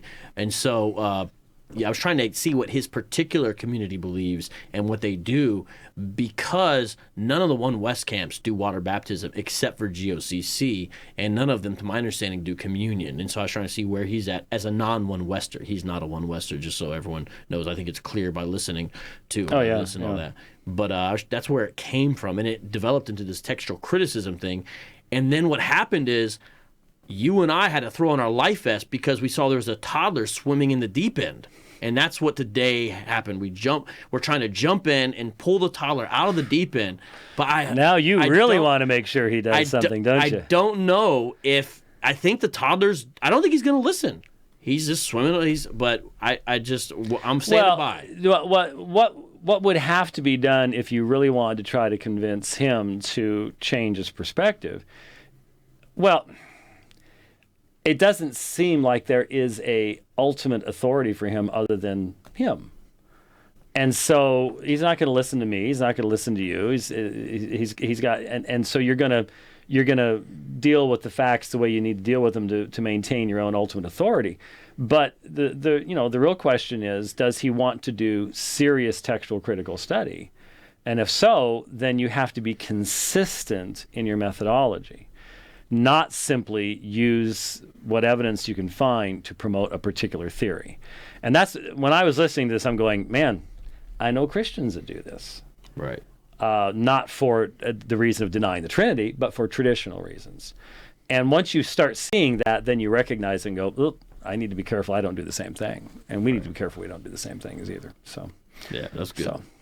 All right, man. Well, thank you very much for flying in, and I know you got to there's a lot of time to have in the plane parked at the airport, before you fly back to wherever it is you hide out. I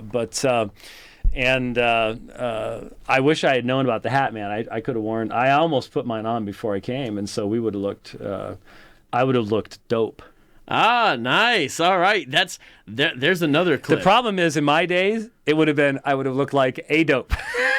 That's a completely different meaning to it. Hey, real quick, we got to do this. Shout out to Adam Coleman, Tony Ray of Hazakim, G-Man, Sister Cherry, my man Nissan Cran. Shout out to G-Con. Shout out to So Real. Shout out to Abu, Raquel, Kadash. Shout out to Damon Richardson. Shout out to Jordan Ortiz. Hey, there's some others, but I won't do everybody right now. But shout out to Brother Jay, Soldiers of God. Is this sort of a a necessary thing now that you have to? Is this just cultural? No, but this is in all seriousness. Since we met last year, there's been a boom. Maybe you could say it a boon in urban apologetics, and it's beautiful to be part of. And it's just getting started, and so I love what's happening. And so there's people that I can say that, and I'm leaving people out. Last year at this time, the energy and the momentum weren't there. And so, we prayed about some of this stuff last year, that you would see a response by the church, a contextual response, and it's starting to happen. There's starting to be some legitimate conferences. There's pastors that are becoming aware of some of these issues, because I mentioned the Kemetic and the Egyptologist and the conscious. They're on the other side coming in and ravaging. And now the new trend is for a pastor to make some video sitting down in his car, a 15-minute Facebook rant that goes viral, just hating on the historic black church, and then leading this whole GoFundMe thing where he's the new critic of Christianity, and they start doing things like sharing videos by Bart Ehrman. It becomes their thing. The ex-pastor who finally speaks out. Now he's #woke. That's the thing. And so, but we're finally seeing a response. It's not complete, but the reason I do that in all seriousness is because that we're starting to finally see, and it is beautiful to see. I have optimism despite all the wild stuff that's happening that we're talking about. There's great optimism because I see the church, I see some response happening. So it's good to see. Good. Excellent. Well, thanks for coming in, brother. I hope it was useful to you as well. And at least we got to do a little textual critical stuff. Folks, we will be back tomorrow. We're going to sort of do a year-end wrap-up. And then next Tuesday, the next program that we're scheduled anyways, Michael Brown's going to join me, and we're going to be talking about a lot of the hit pieces on him, and I'm sure it's going to be one of our more listened to and watched programs. So join with us then. We'll see you then. Thanks for joining with us. God bless. Bye-bye.